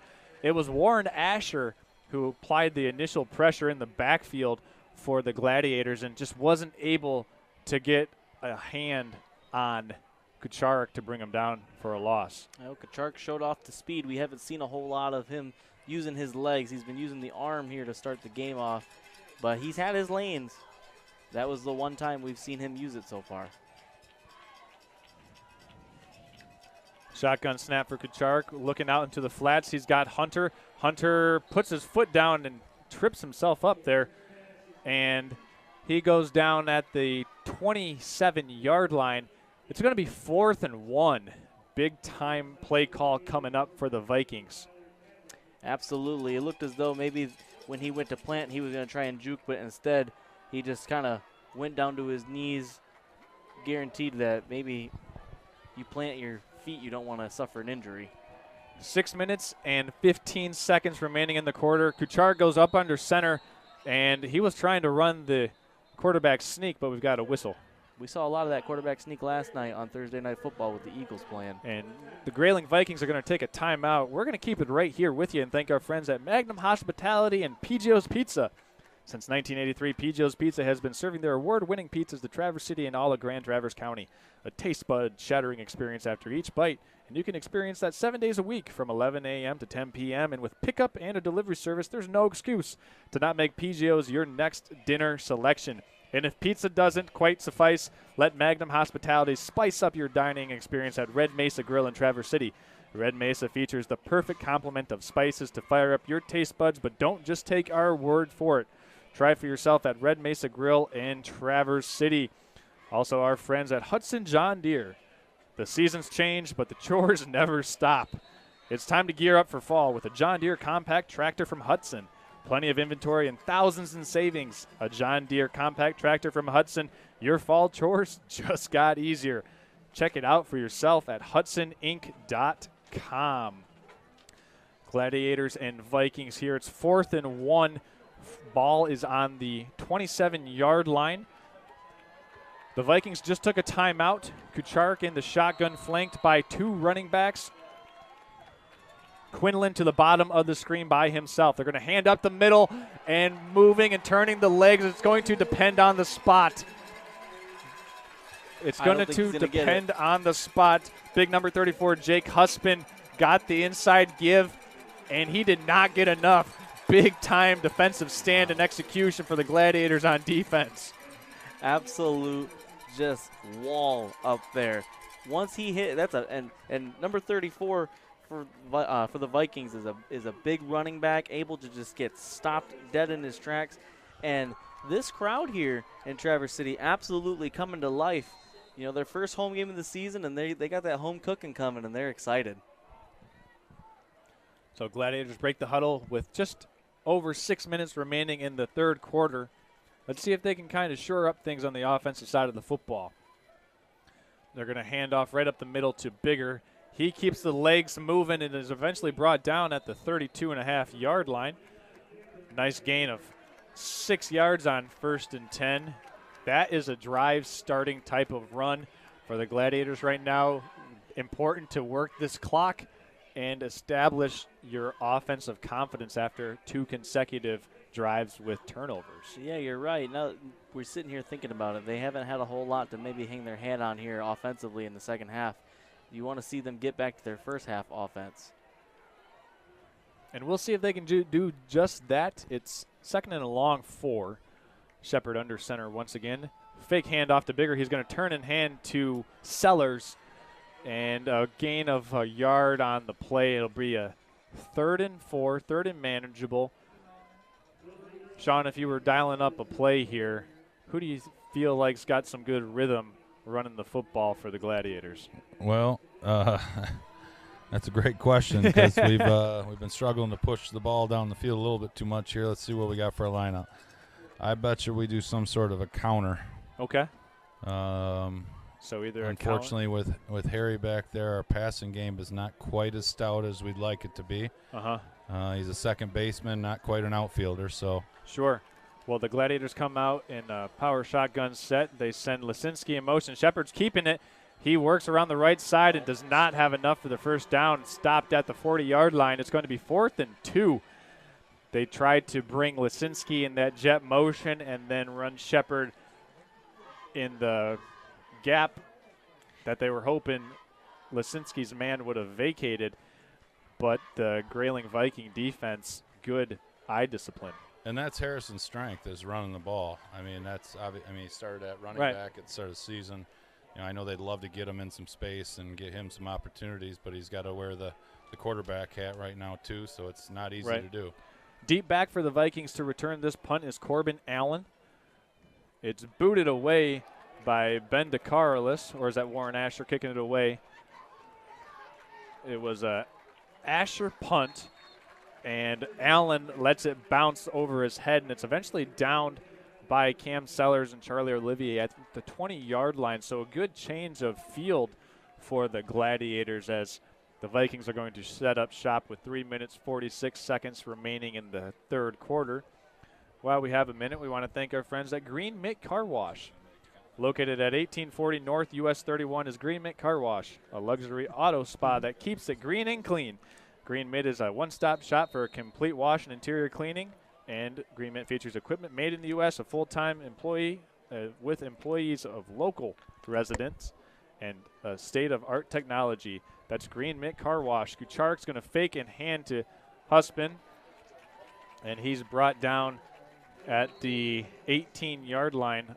Tackle for loss by the Gladiators as – you know, Charlie, if I could, on that punt, you know, talking about strategy, you know, you're not allowed to talk about hurting a player, but you can see Grayling's strategy when they see our quarterback when we're already on a second string sitting at punt protector. Right. And they sent a big D lineman after him, pancaked him, and then gave him the business a little longer there. And the sideline, Harry, we're looking for a flag on that. Nothing there. Nothing there. Kucharik swings this one out into flat. He's got Corbin. And Corbin makes one man miss. Corbin Allen, I should say. To expand on that, it looks as though this game is getting a little bit more intense down there with emotions on both sides of the field rising. And that punt, that excessive going after the punter, looks as though that's going to be a catalyst for this. A little chippy out there when it starts mattering here. Oh, yeah. Well, that's 11 minutes left. Yep, that's one thing about this game, and when these two teams square off, especially in a one-point game where there's been a lot of penalties so far, it's something that the officials might have to take a look at and keep under wraps here as we proceed. 2 minutes and 35 seconds here in the third quarter. Handoff to Husband. Well, it's a one-point game with a lot of penalties and a lot of very not clean football. There's a lot of turnovers here, and both teams are getting frustrated, especially the offenses, don't you think, Sean? Yeah, you know, and again, maybe the elephant in the room, but the success that St. Francis has had in the football field the last, at least since I've been here, I mean, a handful of years, some of these schools, now that they're in these one-point games, it's a whole different feel coming from across the field there. Yeah, you're right. And here with Kachark handing it, with faking the handoff, going to go a pass over the middle. That's going to be the number 8, Daniel Hunter. Yeah, you're right. As you know, the elephant in the room, Traverse City, St. Francis has been dominating in athletics, you know, since you've been here.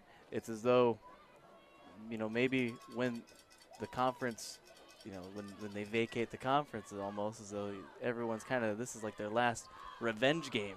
They're taking their shots now, and, you know, at least from what we're seeing here, they're getting an opportunity. We're hoping we, you know, get ourselves a good stop here and put a little space between us and that 14. As we have a flag there. It was the man in motion was going to be Corbin Allen, but the flag looks like it's going to be on false start. Going to push the offense back 5 yards. These last few weeks, for sure, St. Francis has been getting almost, I mean, what the young kids call these days receipts, maybe. You know, there's a lot going on in there. Some IOUs, maybe.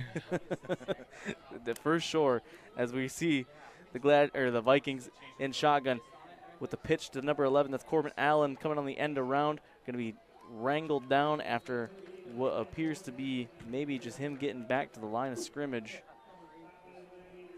A gain of 1 at most. However, those IOUs you're talking about, it's as though maybe there's a lot of teams that have been frustrated, but hey, that's sports, baby. You know, when you're successful at something, you get a target on your back. And, you know, the program here has been successful for long before my time and before I was born probably. So, you know, there's a big target. And I think they smell a little blood in the water. As we have a bubble screen on the near side of the field that's going to get him a gain of 6. Number 6, Fletcher Quinlan, on the reception. He's been a busy target for the Vikings between him and Hunter, using those big body receivers to put themselves into positive matchups. You go to those bubble screens to maybe take the pressure off of the inside, and we're going to see if the pressure keeps going on the inside there. Kucharek looks to be changing some things up here at the line of scrimmage as he brings in one man in motion. That was Allen. And looks like they're going to take this one to the end of the quarter. Trying to get a jump. Yep. And Gladiators not falling for the bait. We go to the quarter. Gladiators up 15-14. We want to thank our third quarter guest, Sean Finnegan, for joining us. Sean, thank you for coming on. Thanks for having me, guys. Appreciate it. Thank you for showing up here. So after 3 quarters of play, Gladiators on top of the Vikings by 1. We're going to step aside and be back with fourth quarter action on Next Level Broadcasting with Gladiator football right after this.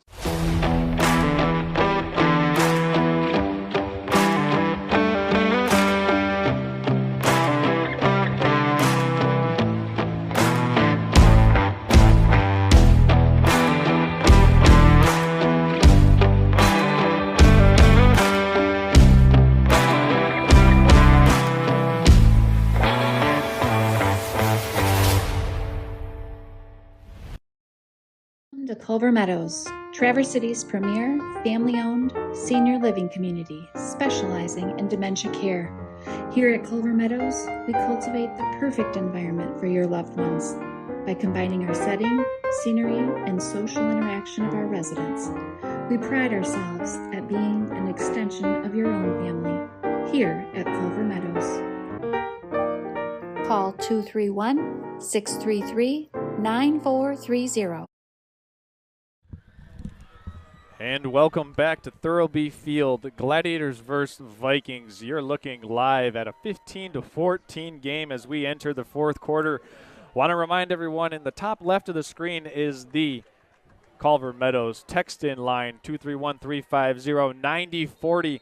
Don't forget to vote for the Team Elmer's hardest working player of the game today. We'll award that later on in the fourth quarter. Kucharik here with a 3rd and 9 for the Grayling Vikings. He's in the shotgun, takes the snap, drops back to pass, looking deep on the corner route. It's caught. Nice play made by Allen, and he's got a Viking first down. He fell down at the 32-yard line, but a first down. Grayling Vikings, big-time throw and catch for the Vikes there. There's a lot to dissect there because Cam Sellers was short on the route. He made the effort to maybe come up and tip it, but he was just maybe a couple inches under that ball, unable to knock the pass out. But a great catch by Corbin Allen, wrangling in the ball, getting down. Just, there's a lot to dissect from that. Yeah, Sellers went for the undercut there and just didn't quite have the right angle of the football. Kucharik in the shotgun, throws over the middle to Hunter. Pass was broken up. A nice hit applied by Harrison Shepard on the aforementioned Hunter. So it'll be 2nd and 10. Ball is on the 33-yard line of the Gladiators. Harrison Shepard ready to lay the wood as he's been getting the wood laid to him. Great effort on, maybe making some noise, scaring the wide receiver, but it was a low-thrown ball, and you got to put the ball right in the money there, especially in those slant routes. It's going to bring up a 2nd and 10 for the Gladiators, for the Vikings. Kucharik in the shotgun. Ball's on the ground. It looks like it's recovered by a Gladiator. That's number 53. That's going to be Warren Asher. Warren Asher making the play, making the fumble recovery. By all intents and purposes, making up for that late hit out of bounds that he had in the first half by recovering that fumble. Good job, Warren Asher, by being in the right place at the right time. I was going to ask you, Charles, who do you have pegged as your player of the game so far for the Gladiators? I think the obvious right now could be Harrison Shepard, but for the defensive side of the ball, I'm liking Warren Asher because he's showing some motor out there. Leader in the clubhouse right now with our text-in line is actually Brian Rielson, because of that blocked PAT that he had, which is giving the Gladiators a 1-point lead. As they go into full house backfield, they're going to turn and fake the pass. Throwing this one out on the corner route, they've got Olivier, and he's actually, that was intended for Isaac Kerr. The six looked like an 8 there for me, and it falls incomplete. It'll be 2nd and 10 now for the Gladiators. I think it's fair for you to mistake Olivier for Isaac Kerr. They about the same sizes almost. However, we haven't heard a lot of Isaac Kerr this evening, and you would like to see him maybe become involved here in the late stages of the game. So it's 2nd and 10, 11 minutes, 20 seconds to go in the fourth quarter. Shepard under center. He's going to turn and hand to Olivier. Olivier working with a couple of blocks in front, breaks one tackle, and he's out to the Gladiator 45-yard line. It's going to depend on the spot whether or not that's enough for a first down. Hey, that jet sweep, they're running it almost to perfection every week. They are so fine-tuned when they run it. Olivier breaking through some arm tackles, making it. Oh, they gave him the first down, but hey, that was a great effort, just not only by him, but the blocking out in front of him. Yeah, good job by setting up the blocks on the left side of the offensive line. Also, those running backs that were pulling and leading out in front of him. Shepard under center, I formation this time, turns and hands behind him to Lisinski, and he gets about 2 yards out to the Gladiator 47-yard line. 10 minutes and 40 seconds remaining in the fourth quarter. Gladiators on top of the Vikings, 15-14. This is a grindy and chippy game here in the second half. We anticipated a close, hard-fought game this afternoon, and we're getting just what we thought we were going to get. Well, one of these teams is going to just be heartbroken because they're absolutely playing with good heart out there. However, if you're St. Francis, you absolutely need this win to get back in the positive notes of your confidence. Yeah, trying to get even on the season at 2-2. They're going to hand this one off to Olivier. He makes it by one tackle and is eventually his forward progress takes him out to the 50-yard line. The near side line judge marks him right at midfield. Olivier is just a hard runner, isn't he? He gets that ball in his hands, and it feels like it's always the first two guys bounce off of him. Yeah, or he makes the first guy miss. That's one thing about all good running backs is that first guy never brings them down by themselves. That's called being dynamic. So this is going to be a 3rd and 5 now for the Gladiators. Ball right at midfield. Shepard in the shotgun, flanked by Lisinski and Bigger. Drops back to pass, throwing for Olivier. It's intercepted by Allen. It's intercepted by Corbin Allen. Number 11 for the Vikings goes up, climbs the ladder, and makes the play. So a turnover for the Gladiators. The Vikings have it on their own 38. A momentous play and a momentum changer as Allen makes a huge play. I was watching that play develop, and there was 3 Vikings that followed Olivier. And that's something you got to look at when you're Harrison Shepard. You can't make that throw, especially when there's 3 defenders are circling Olivier. I know he's an enticing target, but well, it looks like that play was drawn up for Olivier on that corner route. Kucharek throwing deep after the interception, and that one was incomplete. Intended target was Maddox Mead. Coverage applied in the secondary by the Gladiators. It was Tyler Kadlick. We've called Kadlick's name a lot in secondary coverage today. Only only one pass completed against Kadlick so far in the afternoon to my recent and unofficial memory. Unless it's a pass defense, right, that can go in the stat sheet. But you really don't want to hear your name too often when you're in the secondary because that means bad things. That means someone's beating you, or if it's a good news, then it's a pass defense. But that's good for Kadlick because he's winning them pass defense. Kucharek back to pass, looking for the slant to Mead, and that one's going to draw the flag.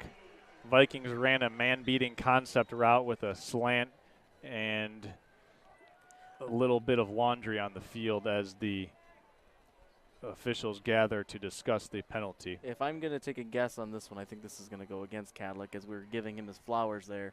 I think he had a grab of the shoulder pads.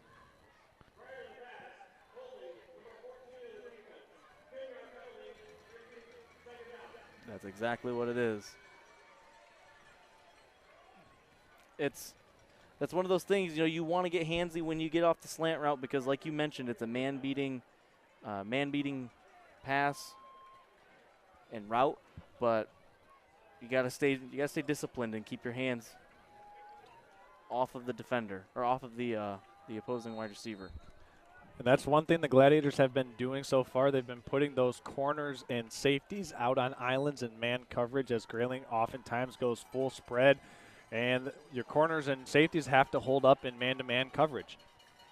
They send Allen, and they're looking down the field. That's a fade route, and it's caught, oh my goodness, by Quinlan at the 15-yard line. That ball was deflected not once but twice, and Quinlan, with the hand-eye coordination, made a play on the ball, a huge play for the Vikings, setting up shop inside the 15-yard line, 1st and goal. Ball's at the 12-yard line. 9 minutes left in the 4th quarter. These are some big plays by the wide receivers of the Vikings, aren't they? And a late flag. That flag looked like it was thrown from into the atmosphere. So that's a late flag. It looked like it came in the vicinity of the Gladiator sideline. I wasn't able to see what the flag was. Let's see.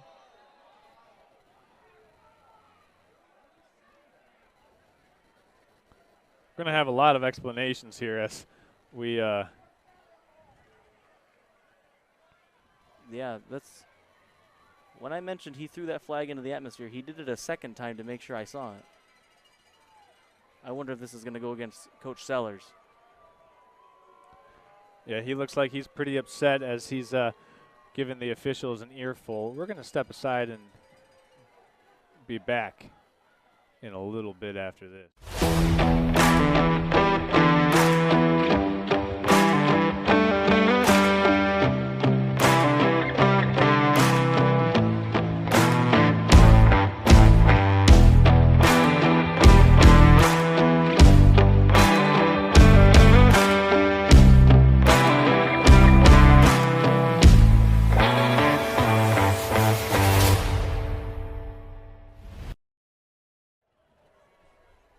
And we're back in. While we were at commercial break, we're going to go down to the field so we can hear what the call is.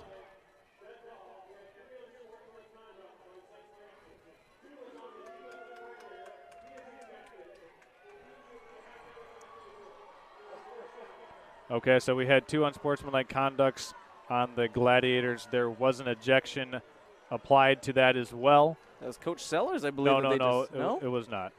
Okay. He's getting an explanation right now from the head official. There was an ejection, but it was not tied to head coach Sellers. So it'll be 1st and goal from the 3-yard line. 9 minutes and 6 seconds remaining in the 4th quarter. Unable to really see as the head judge is talking to Sellers still. Yeah, just trying to get an explanation on what was done or did or said. So we're going to have the ready for play here with 9 minutes, 6 seconds to go in the 4th quarter. Approaching the 7 o'clock hour. Just about 2 minutes until 7 o'clock as the shadows start to creep over the field here at Thurlby Field. There's some drama coming down here in the certainly waning stages of this. Shotgun snap for Kucharek. He's going to hand up the middle to Hespin, and he's met by number 52, Rylson. Stopped at the 2-yard line. No gain on the play. You have to keep your composure if you're the Gladiators. There's a lot that just happened there within the last 2 minutes. I saw 3 flags thrown into the sky. All sides of the ball have to keep their composure, and that's including the refs as well. That's right. 8 minutes and 30 seconds left to go here. Vikings send Hunter in motion. They're going to snap it and hand off to Hespin, and he's in for a Viking touchdown. So the Vikings go up by 5 points over the Gladiators. It's 20-15. A 4th quarter touchdown by Hespin, and the Vikings are on top for their first lead of the ball game. The Vikings have scored in this 2nd half. They've put on the board 12 unanswered points. This 4th quarter has really just added a lot of drama, and it's not too often I get to call these close games. It appears when I go to these games they're blowouts, but this is first one, I think, since the Charlevoix game where I've been able to be a part of a close game. And a 2-point conversion attempt. Vikings going for 2. Kucharek sends a man in motion. Shovel pass inside to Hespin, and he's in for the 2-point conversion. So the Vikings do their thing, get the touchdown and the 2-point after. So they're up by 7 points over the Gladiators here on Next Level Broadcasting. We're going to step aside, and when we come back, the Gladiators will have their opportunity to tie or take the lead in the 4th quarter with 8 minutes and 24 seconds remaining in the 4th quarter here from Thurlby Field. This is Gladiator Football on Next Level Broadcasting. We'll be right back after this. Welcome to Hudson's, where we strive to be more than a dealer, and we work hard to pair you with the right equipment. Whether your land spans thousands of acres or just a small yard, come visit us. At Hudson, we provide the service and expertise to get the job done right. And for a limited time, get 0% for 84 months on select John Deere compact utility tractors. To get a quote, come into your local Hudson or visit us online at hudsony.com. With more than 18 years of construction and deck building experience, Renew It Decks and Outdoor Living wants you to know that they can customize and turn your deck and outdoor living space into something right out of your dreams. But wait, Renew It Decks and Outdoor Living is now hiring employees in the Grand Traverse area, featuring a competitive industry wage, 5 weeks of paid time off, profit sharing, a 401k match program, health insurance options, advancement opportunities, and full-time year-round work. For job And here we are, Gladiators deep to receive the kick from the Grayling Vikings. It's a squib kick handled at the 34-yard line by Olivier. He makes it out to the 47-yard line where he's eventually brought down by a couple of Grayling Vikings. So that's where the Gladiators will set up shop as they find themselves down 22-15. 8 minutes and 17 seconds remaining in this one. Charles Strail along with Christian Swinsicki here for Next Level Broadcasting. Gladiators haven't had an opportunity to do much in the second half, but now they've got a chance to tie the game or take the lead with a touchdown, a PAT, or a 2-point conversion. Play clean football. Don't turn over the ball. Simple as that. One-score game as the Gladiators come out under center, going to run the counter play. That's Cam Sellers. He gets into Viking territory down at the Viking 48-yard line. A nice gain of 5.5 yards on first down for Sellers in that Gladiator offense. They were running around the right side of that offensive line. Rylson in there for the Gladiators to help make that hole happen. Also DeCarlis working in tandem. We didn't announce to the audience who the ejection was on. That was the defensive coordinator. It was on the defensive. I don't know if it was coordinator or staff member for the Gladiators. So the ball's on the 48-yard line. They're going to hand to Sellers around right side again, and he's brought down for a 3-yard loss. And it was Hespin making the play for the Vikings. Hespin's been making a lot of plays for the Vikings. Well, Sellers got dragged down by 3 Vikings. That looked kind of rough from where our vantage point is, but if you're the Gladiators, now is absolutely the time to start playing clean football. You haven't done a whole lot of that this half, and it's absolutely time to bear down and go back to what has gotten you here. Earlier we heard Burke say you don't want to see penalties. You just want to see clean football from this point on. That's right. So this is a huge 3rd and 8 for the Gladiators. They're going to hand to Sellers on the counter again. He's got some room. He's got some speed. He breaks a couple tackles and is eventually brought out of bounds, but not before he picks up a Gladiator first down, tackled at the Viking 41-yard line eventually by Ethan Kacharik, but Gladiators with a first down. Big time. That's exactly what the doctor ordered. You need to get that momentum back as well, because that last drive, there was a lot that went on there, both offensively and defensively, but you need to get that momentum back and establish dominance again. Full set. Yep, they go full set. This time, Charlie Olivier has it around the left side of the offensive line. Ball is out, but he was down. Yeah, he was down, and a late flag comes in from the back judge, and that's more than likely going to be a horse collar tackle as Olivier was brought down under the clasp of his shoulder pads. Yeah, you can tell just the way he got thrown down, that's going to be an easy call for the refs. And that's what I'm talking about. The chippiness of this game has definitely been on full display. We have a first down here now, and they're moving those chains even further and deeper into the Viking territory. And this is a way to gain momentum back if you're the Gladiators. Take this one too. As we see here, Harrison Shepherd getting the play call and going back into the huddle. It looks as though the Gladiators do have some of that momentum back, because, man, oh, man, this has been drama here these last 4 minutes of game time. Well, if you wanted drama, we've got it right here. Gladiator football on Next Level Broadcasting. Ball on the Viking 26-yard line. They're going to hand right up the middle to Eli Bigger. He's got some space. He's down inside the 20, tackled at the 16-yard line of the Grayling Vikings. But first down, Gladiators. Big-time handoff right up the middle for the Gladiator offensive line. Bigger doing a good job of following his blockers, and this is the best that this Gladiator offense has looked, Christian, in the second half. Absolutely. They're playing clean football. They had that penalty that kind of gave them some extra yards, but even they didn't need that penalty the way their offense is moving right now. So ball on the 16-yard line. Harrison Shepherd under center, and Grayling is going to take a timeout.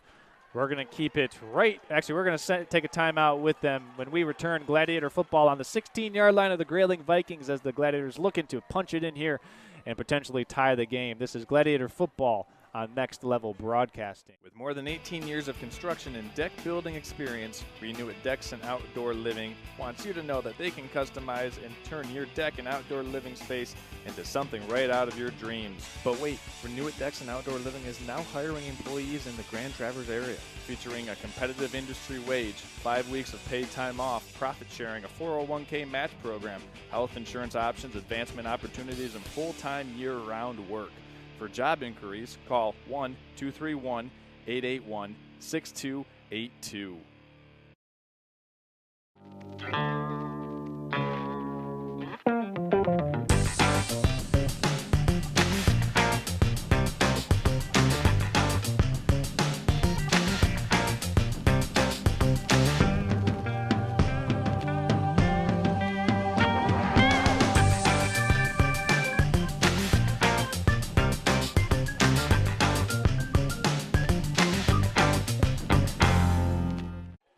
It's 1st and 10 from the 16-yard line. Shepard's keeping it.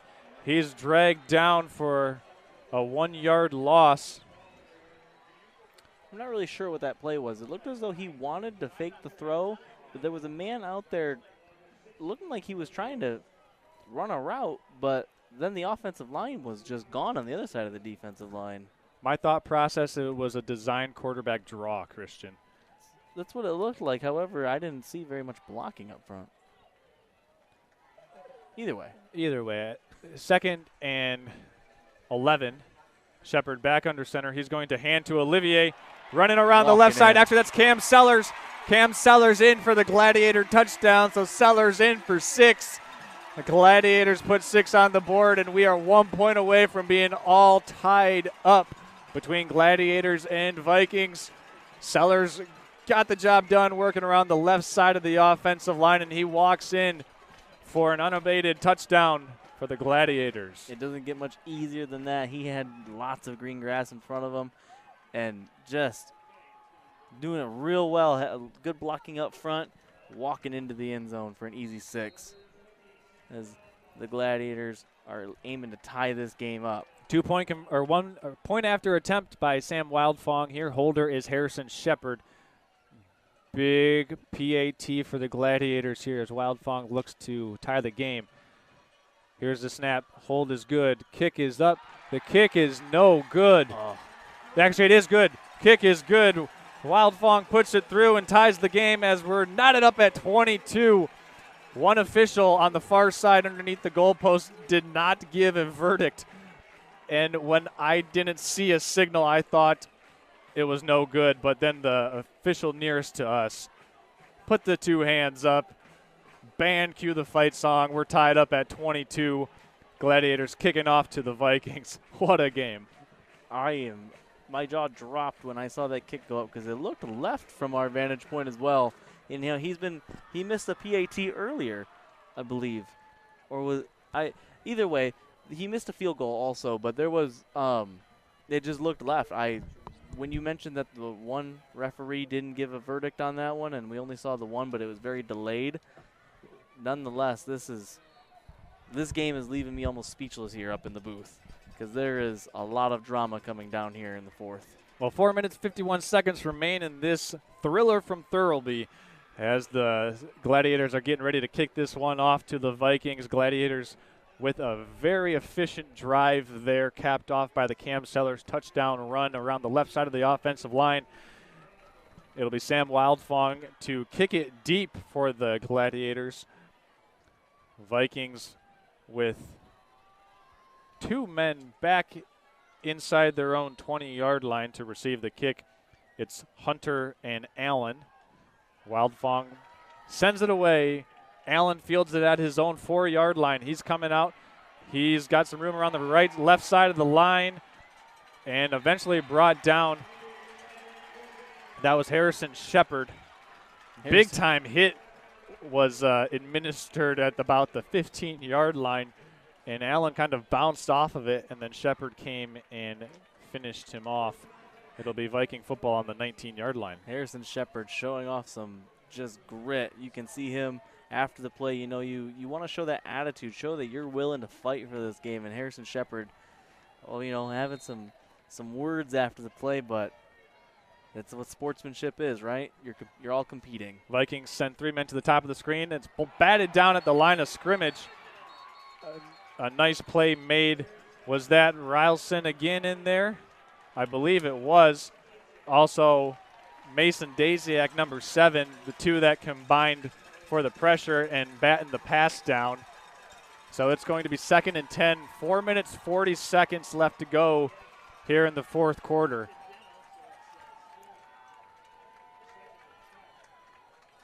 Second and 10. Kacharg drops back to pass, swinging it out to Hebson in the flats. Cuts back across the field. He's got some room, lowers his head, and is brought down at the 22-yard line. It was Eli Bigger on the tackle for the Gladiators.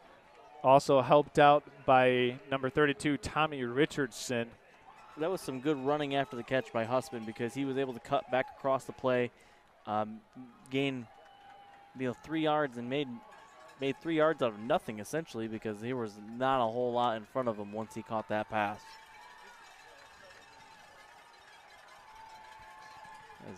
Want to give a shout out to former Gladiator quarterback Danny Passenalt, tuning in, watching live. Thanks for tuning in, Danny. We got a big 3rd and 7 here. Gladiator fans making some noise. Kuchar clapping his hands, gets the snap, drops back to pass. Pressure applied by the Gladiators, and the pass is incomplete. Intended target was Hunter, number 8 for the Vikings.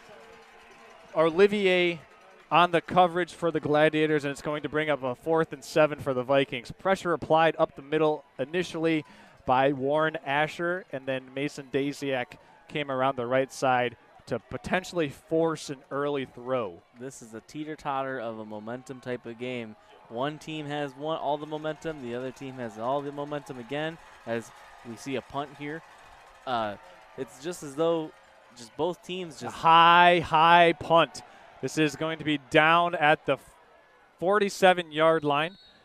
It was eventually down by number 11, Allen, for the Vikings. So the Gladiators will set up shop with 3 minutes, 33 seconds remaining in the 4th quarter. We're going to step aside for a 30-second chance to catch our breath and be back after this. With more than 18 years of construction and deck building experience, Renew It Decks and Outdoor Living wants you to know that they can customize and turn your deck and outdoor living space into something right out of your dreams. But wait, Renew It Decks and Outdoor Living is now hiring employees in the Grand Traverse area, featuring a competitive industry wage, 5 weeks of paid time off, profit sharing, a 401k match program.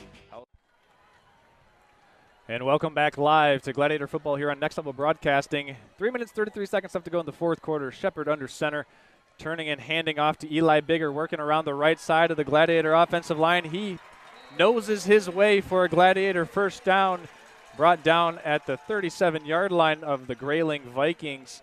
And St. Francis now in the driver's seat of this football game. They have 3 timeouts left. 1 timeout remaining for the Vikings. Well, St. Francis has gone back to what was getting them success in the first half. Big chunk runs. Yeah, working off the right side of the offensive line. Combination blocks between Warren Asher and Brian Rylson on the right side, freeing up Eli Bigger for some big gains. This time they go the left side, and Bigger is not going to pick up much yardage. Tackled by number 24 for the Vikings, that's Braden Tuck. 2 minutes and 50 seconds remaining in the 4th quarter. We'll keep you updated and abreast of the time remaining on the scoreboard. I mean, absolutely just drama, and this is getting tense down here, isn't it? Oh, it certainly is, but this is what high school football is about as the Gladiators break the huddle. Tight formation. 3 backs behind Shepard. He's under center. He's going to run the counter. It's Olivier. He's got speed. He's got the edge. He's got the corner going down the sideline. Pushed out of bounds at the 9-yard line. Olivier was down or pushed out of bounds at the 10-yard line, the official spot. A big-time play for the Gladiators, running the counter play. Olivier doing his best effort to tight walk down the sideline and just stepped out of bounds at the 10-yard line. So it'll be 1st and goal, Gladiators from the Viking 10. Well, Sean called it earlier, didn't he? He said he likes some counter plays. And likes the counters, likes the execution when they're able to get clean handoffs. Viking defense looking pretty tired. Everybody with their hands on their hips right now. Shepard under center, going to turn and hand to Eli Bigger up the middle. A little bit of a rugby scrum for the last 2 yards on the carry, but Bigger picks up 5 yards on 1st and goal. 2nd and goal from the 5-yard line now for the Gladiators. The offense has been simplified, Christian.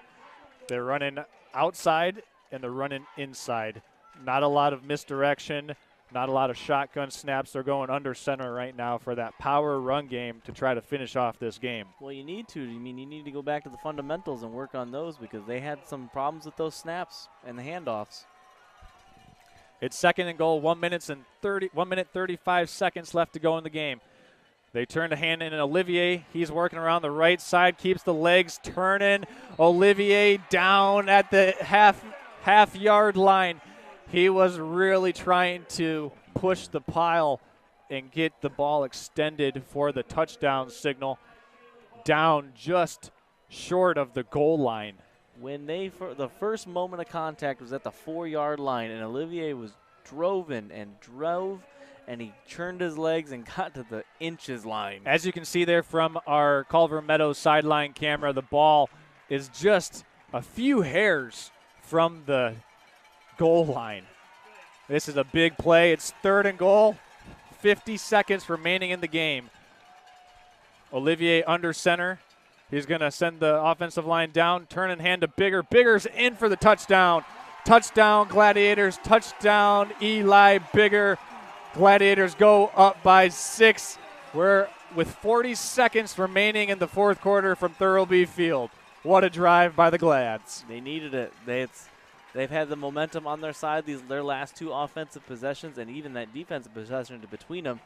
And, oh, man, that entire 3rd quarter, you just need to wash that away because their 4th quarter has been excellent. It certainly has. I mean, in the 4th quarter, the Gladiators have scored already 13 points with an opportunity to make it 14. There was a false start on the right side of the offensive line. It was either Mason Daziak or Cam Sellers that was a little bit, just a little bit nervous, I would say. You're anxious, right? You just had a big, potentially game-winning drive, and you're excited. That adrenaline's just flowing through you if you're on the offense right now. Here we go. Opportunity to make it a 7-point game. The snap, the hold, it's good. The kick is no good. Missed it to the left, and we still have a 6-point game between the Gladiators and the Vikings. Kick was wide left, so no good. It's 28-22. 40 seconds left in the ball game between Vikings and Gladiators. This has been a thriller from Thurlby Field here. The crew of Next Level Broadcasting, pleased to be bringing you this one wherever you're tuning in. We hope you've enjoyed tonight's broadcast as much as we have. I mean, this has been a pleasure to call this game, Christian. I'm going to nickname this field Thriller B Field because this is just what you said, a thriller. We're looking at 40 seconds of drama football here, and as we've seen earlier, the Vikings like to air it out.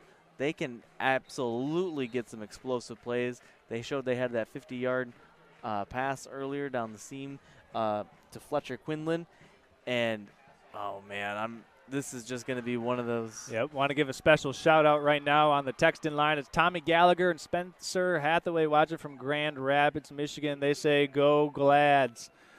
Go Glads indeed. 40 seconds remaining, and then the Gladiators will we'll see what they can do here. Up 6, kicking off. Deep to return for the Vikings is Allen and Hunter. Number 20, Wildfong, getting ready to send it away for the Gladiators from their own 40-yard line. Here's the kick. It's a high end-over-end kick. Allen receives it at his 6-yard line, works on the left side. The Gladiator kickoff coverage team does its job and brings Allen down at the 17-yard line. Just a quick bookkeeping note. We are up against the clock here at Thurlby Field, so we will not have a post-game and post-game player of the game interview tonight because there's another game set to take place here after about 25 minutes after this game is over, so we will not have the post-game. But the Gladiators still with some work to do. 34 seconds remaining. The Gladiators take one of their 3 remaining timeouts. And while we have a second, we want to thank all of our sponsors tonight, from Chris Hathaway Farm Bureau, Redmond Automotive, Team Elmers, Cherry Capital TVC Airport, Culver Meadows, Renew It Decks and Outdoor Living, Magnum Hospitality and Piggio's Pizza, Green Mitt Car Wash, Pop Excavating, Alpers Excavating, and John Deere Hudson. But while we have some time, let's thank our friends at Pop Excavating. Hey, Traverse City, can you dig it? Well, our fine friends at Pop Excavating sure can, specializing in septic systems, drain fields, house foundational footprints, land clearing, wintertime snow plowing, and much more. For your next large project, leave the digging to Pop Excavating. Visit popexcavating.com for more info. Also, Alpers Excavating. They're a four-generation St. Francis community family that is proud to support St. Francis Gladiator football this season. Family-owned and operated, and a trusted service provider for all of your projects you wouldn't trust to anyone else. That is Alpers Excavating. Here we go. 34 seconds remaining in this game. Ball on the 17-yard line. Kucharek fakes the toss. Throw back to Allen. It's caught and tackled immediately by Warren Asher and Tommy Richardson at the 12-yard line. Clock will continue to run. It looks like a few seconds kind of slipped away off the clock before the Vikings were awarded that timeout. I wouldn't be surprised if we see some time put back on the clock. 20 seconds remaining, everyone. Listen, I know we don't have the clock feature on the screen, but 20 seconds remaining here in the fourth quarter from Thurlby Field. Gladiators on top of the Vikings, 28-22. Gladiators scoring 13 points in the fourth quarter. Actually, if we're being hypercritical, scoring those 13 points in the last 5 minutes of the fourth quarter to position themselves with a 6-point lead with only 20 seconds remaining in this ball game. Absolutely, and those 13 points were absolutely necessary because it was as though the momentum was starting to slip away after the ejection of one of the defensive staff members, and it was right after that they needed to go down there, show some attitude and confidence, and regain that momentum. And they did just that. We got, looks like Caleb Frankie watching from Allendale down in Grand Rapids saying that kickoff coverage is looking strong. Let's see if the Gladiator defense can look strong and hold their own here. 20 seconds to go. Ball on the 10-yard line. Kucharek drops back to pass. Asher with the pressure. Pass incomplete, intended for Hunter. Charlie Olivier with blanket coverage on that pass attempt, and that's going to bring up a 3rd and long for the Vikings. 16 seconds remaining in the fourth quarter. Well, I wanted to go back and say that first down play of the bubble screen to the far side of the field, that's not something, I mean, you're doing that to maybe open up your playbook, get the rush off your back for a little bit, and get some cheap yards. However, that worked in the exact opposite way that they wanted it to. 16 seconds remaining in the fourth quarter. Vikings with a must-have-it 3rd down. Kucharek takes the snap, empty backfield, looks to pass, looking over the middle, and it's caught. Quinlan makes the catch, and the ball's out. Ball's out, recovered by Lisinski and the Gladiators. Lisinski brought out of bounds at the Viking 36-yard line, and that's going to seal the game. Oh, my goodness, what a sequence of events. Big-time play made by the Gladiators, and Lisinski in the right spot at the right time. Christian, what can you say? There's not much I can say. Quinlan, who's been so efficient for the Vikings on offense and receiving the ball, he couldn't hold on to it. And wow. Oh, my gosh. That's gut-punching. However, if it's any consolation, that was going to be the last play. So Gladiators march out in victory formation. Harrison Shepard under center. He'll take the snap and take the knee as the Gladiators move to 2-2 on the season with a huge win in a come-from-behind fashion, fourth quarter style for the St. Francis Gladiators, winning 28-22 over the Grayling Vikings. For our crew here at Next Level Broadcasting, we thank you for tuning in and watching this game wherever you've been watching from. We appreciate it. We want to thank our great crew for Charles Strail, myself, Christian Swinsicki, our sideline camera operator tonight, Steve Weldon, our excellent cameraman, Ryan Bentley, running the ones and twos of the production tonight, Levi Prohl. Thank you for tuning in. This has been a presentation of Gladiator football on Next Level Broadcasting. Have a great night, everyone.